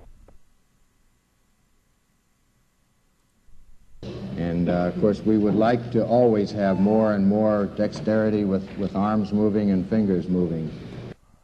Addressing that issue on the Apollo News Conference. Day by day and almost minute by minute, the past was brought up to date. They took 5,771 photos in 4,834 minutes.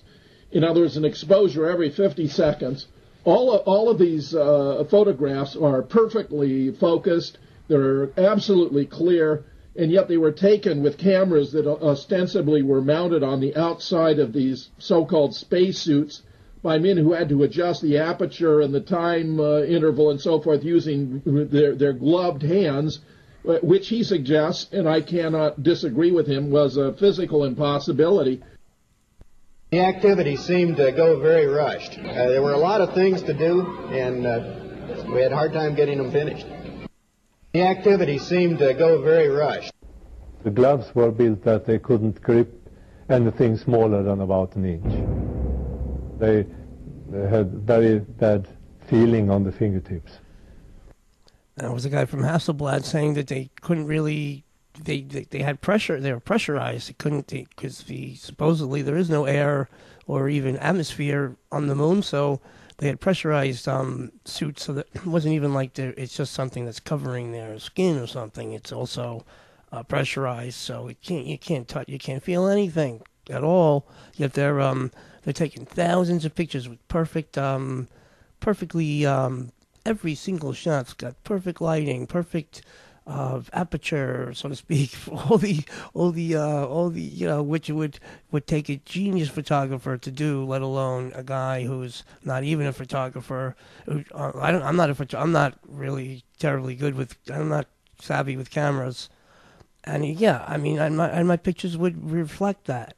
Frankly, to get pictures like those from in that situation is impossible. These people are playing it nice, down a little bit nice about I'm doubtful. It's not doubtful. It's ridiculous. Okay, it's absurd. So could they actually manipulate something as delicate as a camera, given that you couldn't feel very much? And again, I thought, okay, if there's this problem of operating the camera, how did they do it? They didn't do it. This is emphatically not a casual photograph of a saluting Astro colleague who just happened to be standing, as luck would have it, in the right place at the right moment. This is a plan set up, in our view, and would have taken a highly professional photographer several hours to get right in the fully equipped environment of a studio. What am I, a schmuck on wheels? Exactly. And even in some pictures, the Earth is about the size of the Moon, which it should have been at least 4 times bigger. And so the people who are your critics, Frank, say that was a phony shot. Oh, brother. Television is not the truth. Television is a goddamn amusement park. Television is a circus, a carnival, a traveling troupe of acrobats, storytellers, dancers, singers, jugglers, sideshow freaks, lion tamers, and football players. We're in the boredom-killing business. The pertin here chokes you up in your craw. The things in here that they expect you to believe.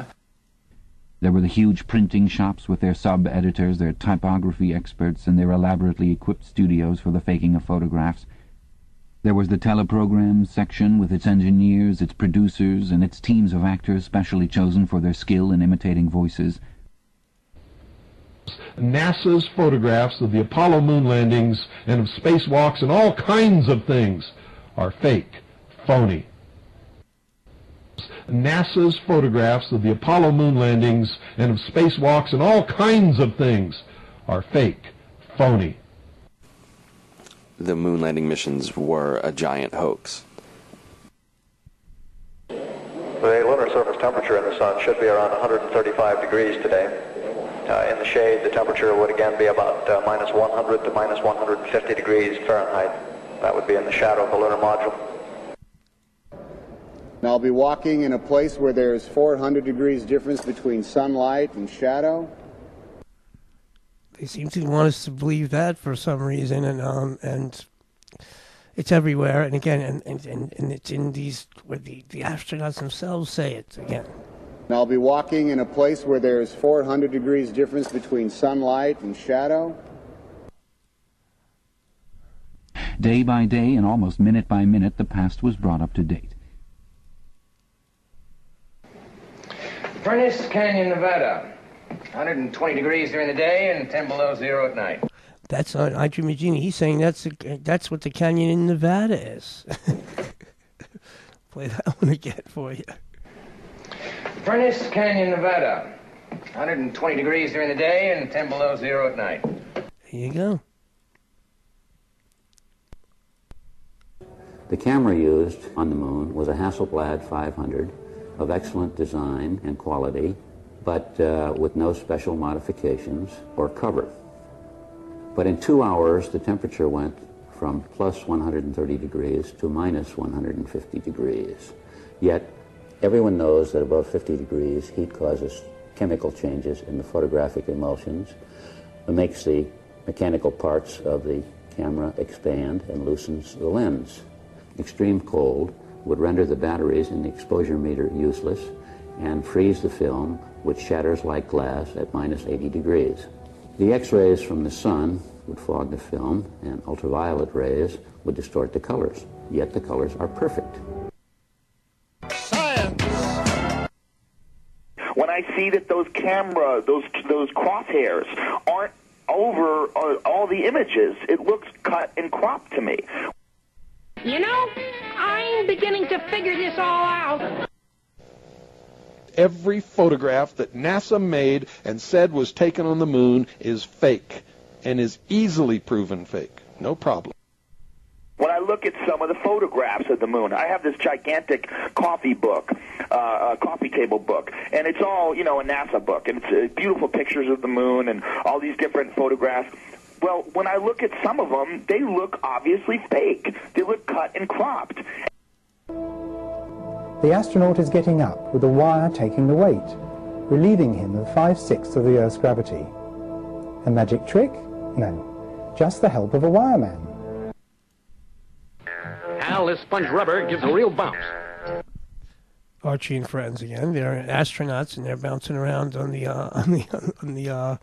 the fake moon thing that they said is fake, and he's like, this sponge rubber gives great bounce. Well, that's another point, because I've seen some video where they fall down and they catch themselves with their legs up in the air, where it looks like they're being suspended on wires.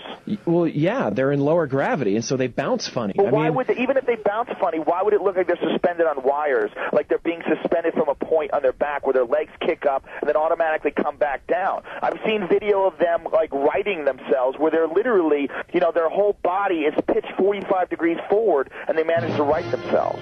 It looks like they're on wires. Joe? Well, that's another point, because I've seen some video where... Help me get my feet back on the ground. But 1/6 gravity, and look at that. It's like like walking on a trampoline. Al, this sponge rubber gives a real bounce. Okay, so Cronkite's like, it's like walking on a trampoline, and then this other guy, the other guy who's at a staged fake moon thing in Archie Friends says this sponge rubber has got great bounce, almost like a verbatim copy of what they said years before in a cartoon. And again, just this stuff is elaborate, to say the least, and it's everywhere, and it's a lot of good more stuff to come. Here we go. I wonder if we're really on the moon, Jug. There's only one way to find out. Hey, it works. It works. Yep, there's less gravity on the moon, all right. This is neat, eh, girls? Groovy. You see, so they're saying that if you see somebody bouncing around like that, then that means they're on. That's proof they're on the moon, because they're in zero gravity, they're in 1/6 gravity or whatever, and then they put them on wires, and they got them. It's just crazy. Please do not forget, you saw nothing. You saw television. You saw nothing. So believe what you will, but please, you did not see anything with your own two eyes, and I have been on the other side of that box too much with some very so-called innocent stuff. Week in, week out, I made trickery. So you did not see anything. Thank you. And that, by the way, was Adam Curry. He has his own podcast, which is kind of good one. One of the ones I listen to all the time, called No Agenda. I'll put in a good word for them. I think they do a nice job. It's a pretty good podcast. I recommend it. Anyway, Adam Curry, he was on MTV for a while. He said that's all we did is make fake stuff all day. He said just because it was, if you saw TV, he said that's it. That's true. He said you saw TV. You did not see that. That did not happen. That happened on TV. That's all. I mean, come on. I mean, I'm sorry, but that shouldn't be disputable. They lied to us. They've been lying to us since the beginning. They've been lying to us since forever. It was from a movie called Moon, which was a very, very trippy movie, to say the least. I won't get too far into it anyway. They lied to us. Please do not forget, you saw nothing. You saw television. You saw nothing. So believe what you will, but please, you did not see anything with your own two eyes, and I have been on the other side of that box too much with some very so-called innocent stuff. Week in, week out, I made trickery. So you did not see anything. They lied to us. They've been lying to us since the beginning. They've been lying to us since forever. And of course, entertainment at the top was in a big fashion as well. Because most of your programming, if you're not getting it from what you think is the news, is coming through entertainment. And in entertainment, your guard is down. It doesn't occur to you to keep your firewall up, basically, and your mind. And you're penetrated so easily by a whole bunch of scenes that will be where you identify with the hero or heroine, depends on a whole bunch of factors, especially these days. And then they bring you into the political correctness, how your attitude on this or that or whatever it should be altered to conform with the so-called good guy in the movie.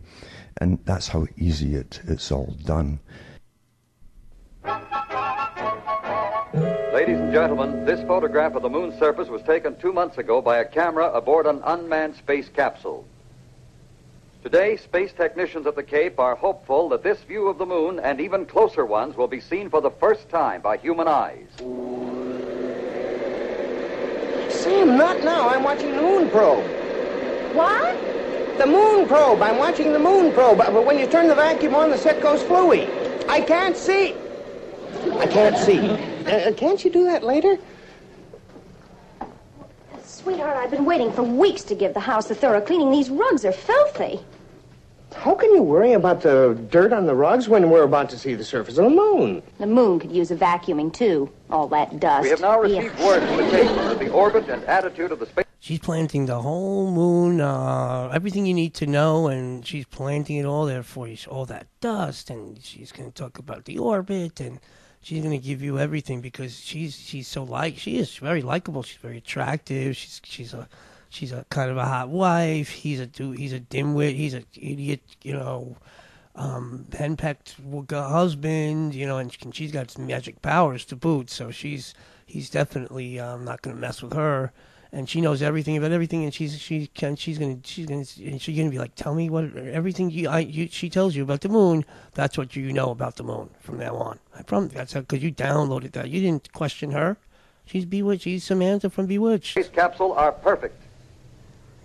In a matter of hours, astronauts aboard the spacecraft will have the closest view of the moon ever seen by the naked eye, thus bringing nearer the day when men will actually land on the moon. Honey, why don't you forget about the housework for a while? Watch this with me. It's pretty interesting, even for a sophisticated witch like you. Well, I'd like to, darling, but I just can't. It's like having a ringside seat for the discovery of America. Aren't you interested? Well, certainly I'm interested, but it's the same elliptical orbit, isn't it? Oh, I mean, except that this time the pilots will see for themselves the mile-high dust drifts and the lunar craters. I am more interested in getting the refrigerator straightened out, the oven scrubbed, the attic cleaned, and the rugs vacuumed. Anyway. The mile-high dust drifts and the lunar craters, she gave it all to you. And then that's what you're going to remember and know about the moon, not what anything scientific that you may or may not have read. Tell them you'll use your magic. You believe they are shipwrecked? Of course not. Must be secret American space program. These Americans, they think they can fool us. Especially Gilligan. He acts too stupid to be stupid. I'm surrounded by assholes. It's found the surface far more powdery than they had anticipated. He's sinking in about... Now we're going to plant the powdery story. It was powdery, and I guess, I'm thinking maybe they felt like it was a powdery surface would lend towards their all the gravity thing, because they can make it look like it's floating in the air like dust. You know what? I don't know, but they seem to want us to we need to know that the moon has a powder surface, and then below the powder there's a floor or something or whatever, and nobody knows what that's made out of, but the rest is made out of powder. By the way, it's like just powder on the top of it's like on top of a donut meat. It's like a donut. Underneath the powder is like a donut. about 1/8 of an inch, and see his footprints in the fine particles. And so Cronkite also tells you how far his footprint goes into the dust. If that's not late, so just because there's all that's another one of the big things is that one's more visual. That's why I didn't really include much on it. But Armstrong or one of them makes a footprint. They take a picture of it, and and they say there's no water on the moon, so it wouldn't leave and make a footprint that would hold. But they comment on that throughout. And I'll show you the comments here. So the first one is Cronkite. He's saying, the footprint went 1/8. He can see 1/8 of an inch while he's on TV. He's watching it on TV. He's like 1/8 of an inch. Are you kidding me? He's found the surface far more powdery than they had anticipated. He's sinking in by about 1/8 of an inch, and see his footprints in the fine particles. Again, I mean, talk about and that was supposedly going on the day of the event. That's just almost hard to believe it. He comments, he's like, I could see it on the TV screen that the foot went 1/8 of an inch. It seems to me that the moon is basically a rock covered by 2 feet of chocolate powder. And if you blow off the powder, you get down to rock. And there's not a blast crater in the rock. But you have blown away all of the chocolate powder. Okay, and that's NASA's own man, who just sounds like an insane maniac to me. That's science, accumulated and reviewed over decades. Yes, and that's NASA's guy talking about chocolate powder and then a rock. So I mean, how did they? That's not what what Aldrin says. He said there was a softer substance that got harder as it went deeper. I don't know, something like that. It wasn't a rock. He certainly didn't say rock. And then how did they get if it was just powder and a rock, and how did they get that flag to stand at all? But they put it in 69 seconds and bounced off the moon. It's just ridiculous, folks. Every way you slice it. It seems to me that the moon is basically a rock covered by 2 feet of chocolate powder. And if you blow off the powder, you get down to rock. And there's not a blast crater in the rock. But you have blown away all of the chocolate powder. Not a blast crater in the rock. Oh, he's going to be talking. He was talking about because the LEM with a big giant jet engine underneath it that's powering it doesn't leave any not even a mark on the lunar surface. That's science, accumulated and reviewed over decades. Yeah. And boy, do they think we're stupid. Oh boy. So able to hear that, we'd like to know what it was. The surface is fine and powdery. I can pick it up loosely with my toe. It does adhere in fine layers, like powdered charcoal, to the sole and sides of my boot. It's adhering to his soul. His quote was, "That's one small step for man." Just bizarre how they make these such detailed comments about every little conspiracy, almost like trying to debunk it. It seems to me like this is all done ex post facto, so to speak. I think it's kind of clear that's what they're doing here. But then, again, they're throwing that in your face, though, too, as far as I'm concerned. One giant leap for mankind. And Cronkite's talking while he's supposedly, talking also. That's kind of strange. And Cronkite's a total pro. I don't know why he would be doing that. Of my boots and the treads and the fine sandy particles. Fine sandy particles, then. Okay. Debunking my sand thing. Instructed to lie. That was from 2010 Space Odyssey. He was instructed to lie. It was 2001, 2010. I'm not sure if they called it Space Odyssey or they called something. I forgot what they called it. Making Contact or something like that. Day by day and almost minute by minute, the past was brought up to date. Okay, engine stop. ACA at a descent. Mode control both auto, descent engine command override off. Engine arm off. We're home. 413 is in. Man on the moon. We have felt the ground shake and the air shattered by the testing of a Saturn C-1 booster rocket. 75 feet. Guys looking good, down a half. The astronauts' voices on the Apollo 11 soundtrack sound unbelievably dull. There's no impression of vibration whatsoever, nor do we hear the roar of the rocket engine beneath them. Yeah, they sound so clear, and they're supposedly have a rocket engine underneath them, literally right underneath them, and you wouldn't hear a rumble at all. No, but they tell you the building shakes when they're in the other rocket. Building shaking. Exactly, and anyway, what are you gonna say? So, yeah. 75 feet. Guys looking good, down a half. The astronauts' voices on the Apollo 11 soundtrack sound unbelievably dull. There's no impression of vibration whatsoever, nor do we hear the roar of the rocket engine beneath them. Building shaking. The vibrations I get aren't good. Not a bit good. Yeah, thanks, Superman.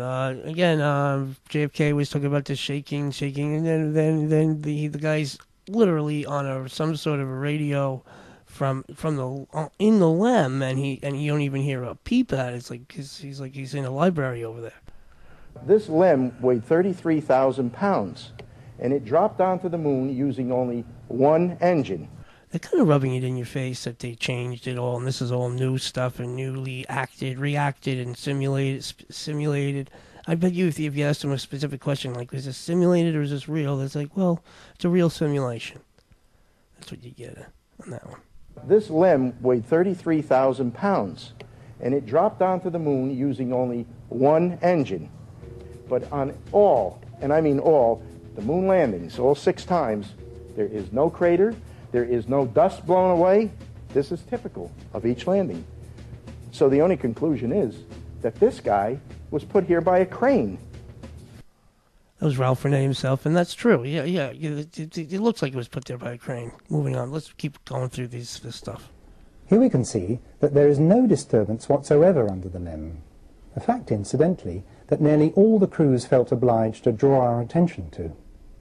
Just like Neil, I didn't dig any crater at all. Look at the defense. I didn't even dig a hole. I think people think that, well, if I heard if the astronaut explained it away, then that was good enough for me. I think that's what's going on here. Keep it going. You're a fraud, and you're the most obvious fraud I've ever seen. Very little scoring of the moon's surface by the descent propulsion system engine. Again, the conspiracy guy says, it looks like there should be some disturbance on the surface of the moon if you got this giant jet engine burning it, burning the way it does. How come it didn't when they landed on the moon? How come? And it had to have been firing. How come it didn't make any mark on the surface? And so Cronkites explained that away during the landing itself. Very little scoring of the moon's surface by the descent propulsion system engine. Sounds like a redo to me. I thought it odd that the blast of a rocket engine that lowered the 33,000-pound LEM lander to the moon's surface apparently left no crater or mark of any kind upon the moon's surface. And apparently it didn't even blow away the dirt beneath the footpads. And when you look under the landers, you can see sort of these black radial streaks from the surface being scorched a little bit by the. I don't see that anywhere. That's in one of the pictures, I believe. I've seen it. I've looked at every single one of them. I've never seen anything remotely close to that. I might be wrong. What am I, a schmuck on wheels? Maury. psychopaths at the top think you're stupid. You don't see that with the rover. You see all the dust goes up and it goes down, a beautiful parabolic arc. The same way it would if it was dirt on Earth. But it would have to be like gravel on the Earth, because the stuff on the surface of the moon is, I mean, I've actually heard it described as like cocoa powder. It has that sort of very fine powdery texture, talcum or actually gunpowder, and it's the part. This guy's an insane maniac. This is the NASA representative. He's on the radio show for some reason debating Joe Rogan, but he represents himself as the NASA representative or some sort of PR guy for NASA, and he sounds like an absolute moron. I don't think they even brief him on. But that's been my. I've noticed that with everything you get from NASA. He's talking about cocoa powder. You won't hear them. They won't even go near anything where you could be debate. They don't want to steer the debate towards anything logical or rational. They just want to talk about nonsense. That's the only thing you'll get from them. Particles themselves are like grains of sand, but they're extremely small. It doesn't look like cocoa powder. It looks like dirt. It looks like dirt that's played at half speed. The surface, as we said, was fine-grained with lots of rocks in it. It took footprints very well, and the footprints stayed in place. So Cronkite's saying it's powdery, and now he's like fine-grained with a lot of rocks. And the footprints stayed in place. Because that was one of the big contentions. Again, like, this is at the Apollo conference. He said he's going to comment on or debunk the idea that the footprint shouldn't have stayed in place because there's no water on the moon. That's the argument of that. And now he's going to. You're trying to tell me that at the news conference here he said my footprint stayed in place, like foreshadowing the conspiracy people coming up decades later. It's just bizarre to me. It just can't possibly be true. And you acted like you thought he was a historian to us. Well, let's just say I don't think he's a monument to truth. At the foot of the ladder, the LEM footpads are only depressed in the surface about 1 or 2 inches. It's almost like a powder. The pads settled nicely, but not very deeply, into this fine powdery sand, or fine powdery surface of the moon. Sand again, surface. He almost sounded like he did that on purpose too. And he's telling you how deep the legs of the pod sank into the powder from Earth, and why he would have said that then. I don't even believe that. I think this is all restaged and with new technology where they can make it sound like it's Cronkite. It's probably not even him either. There was a question as to whether the LEM would sink in up to its knees. It didn't, as you can see. The footpad sunk in perhaps an inch or 2. And now we're on the Apollo conference addressing how far the footpads of the LEM sank in.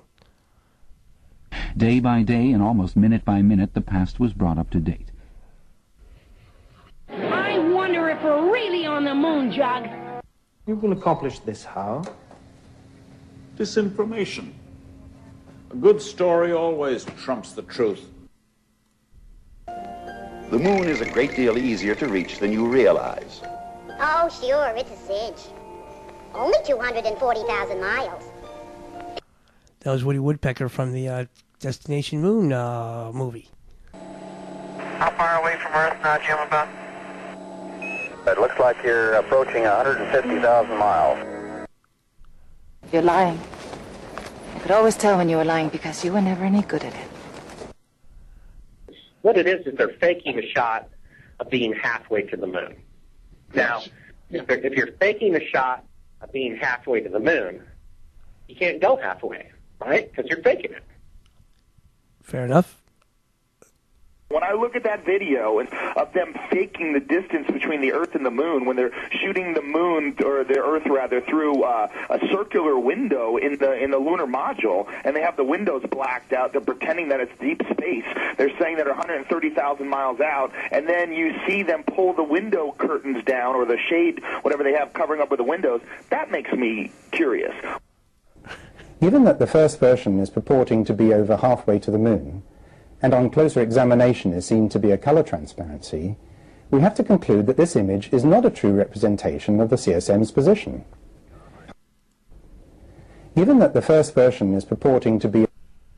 It's a special effects shot. Basically, they're faking the shot of being halfway to the Moon, and not only do we have the 10 seconds that they aired to everybody, we have the hour of them doing the shot over and over again about 30 times, faking the shot right in front of your eyes.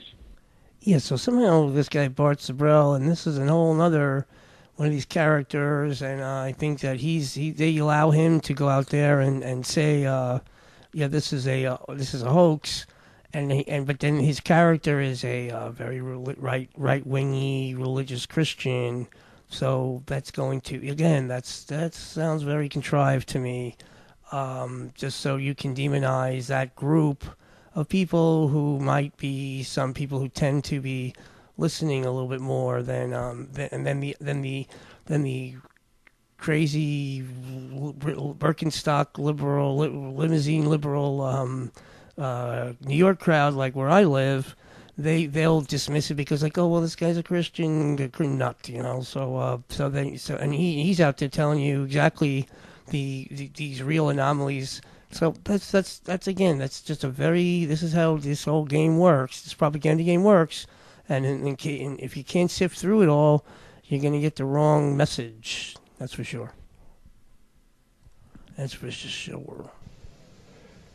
Exploration of the Moon, ladies and gentlemen, stopped because it was impossible to continue the hoax without being ultimately discovered. They were pressing their luck as it was. And, of course, they ran out of pre-filmed episodes. No man, ladies and gentlemen, listen to me very carefully, no man has ever ascended higher than 300 miles, if indeed any have ever ascended that high above the Earth's surface. No man has ever orbited, landed on, or walked upon the Moon in any space program. And any high school student with a basic physics book can prove it. Shit, they're lying to us!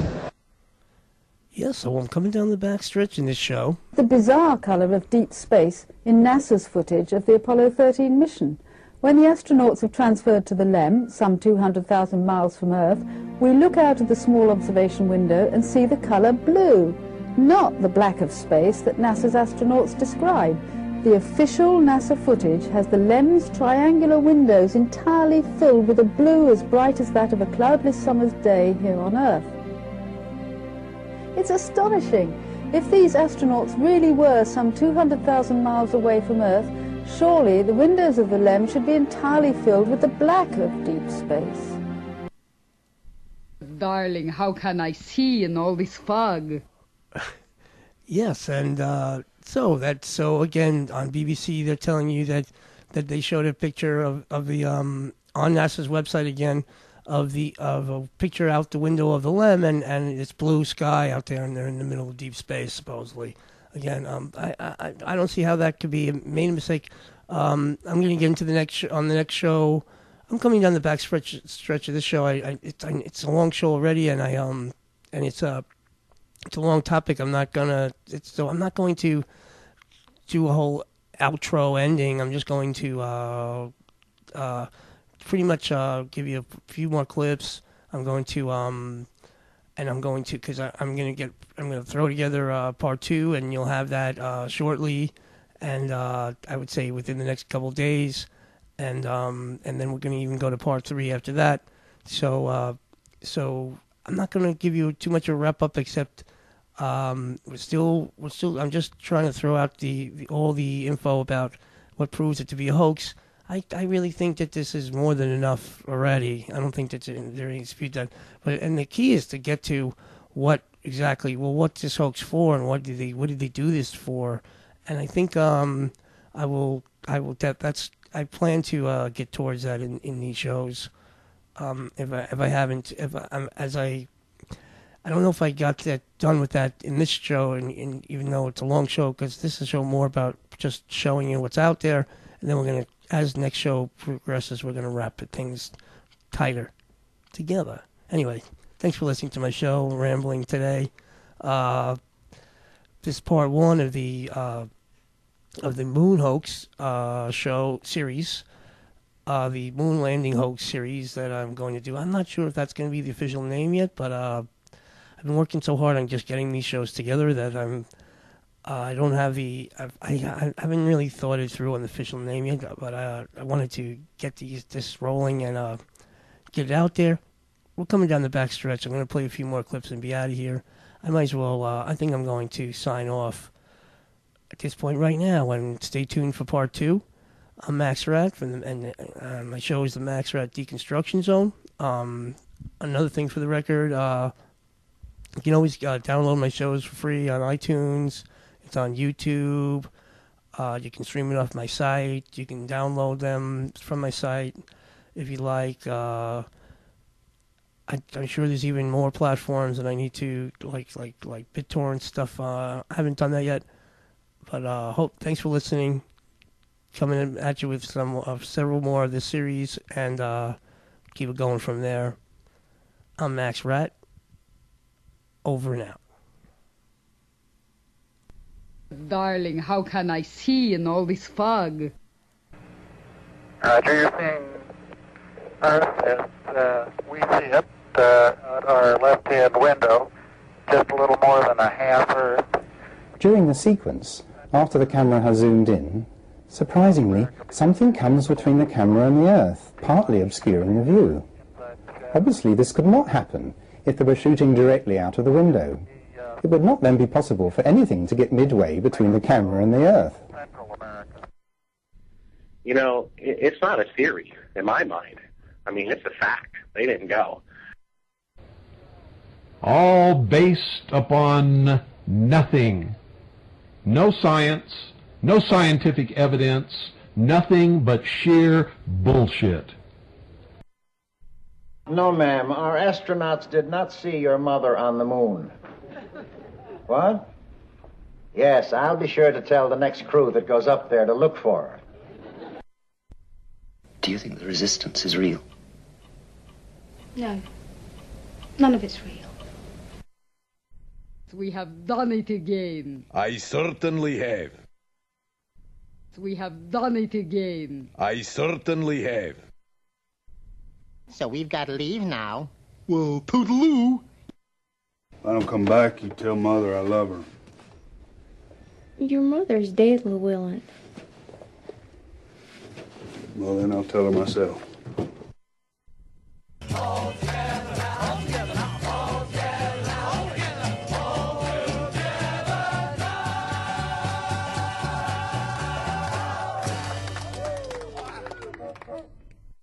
Batmobile over and out. Right. Batmobile over and out. Right.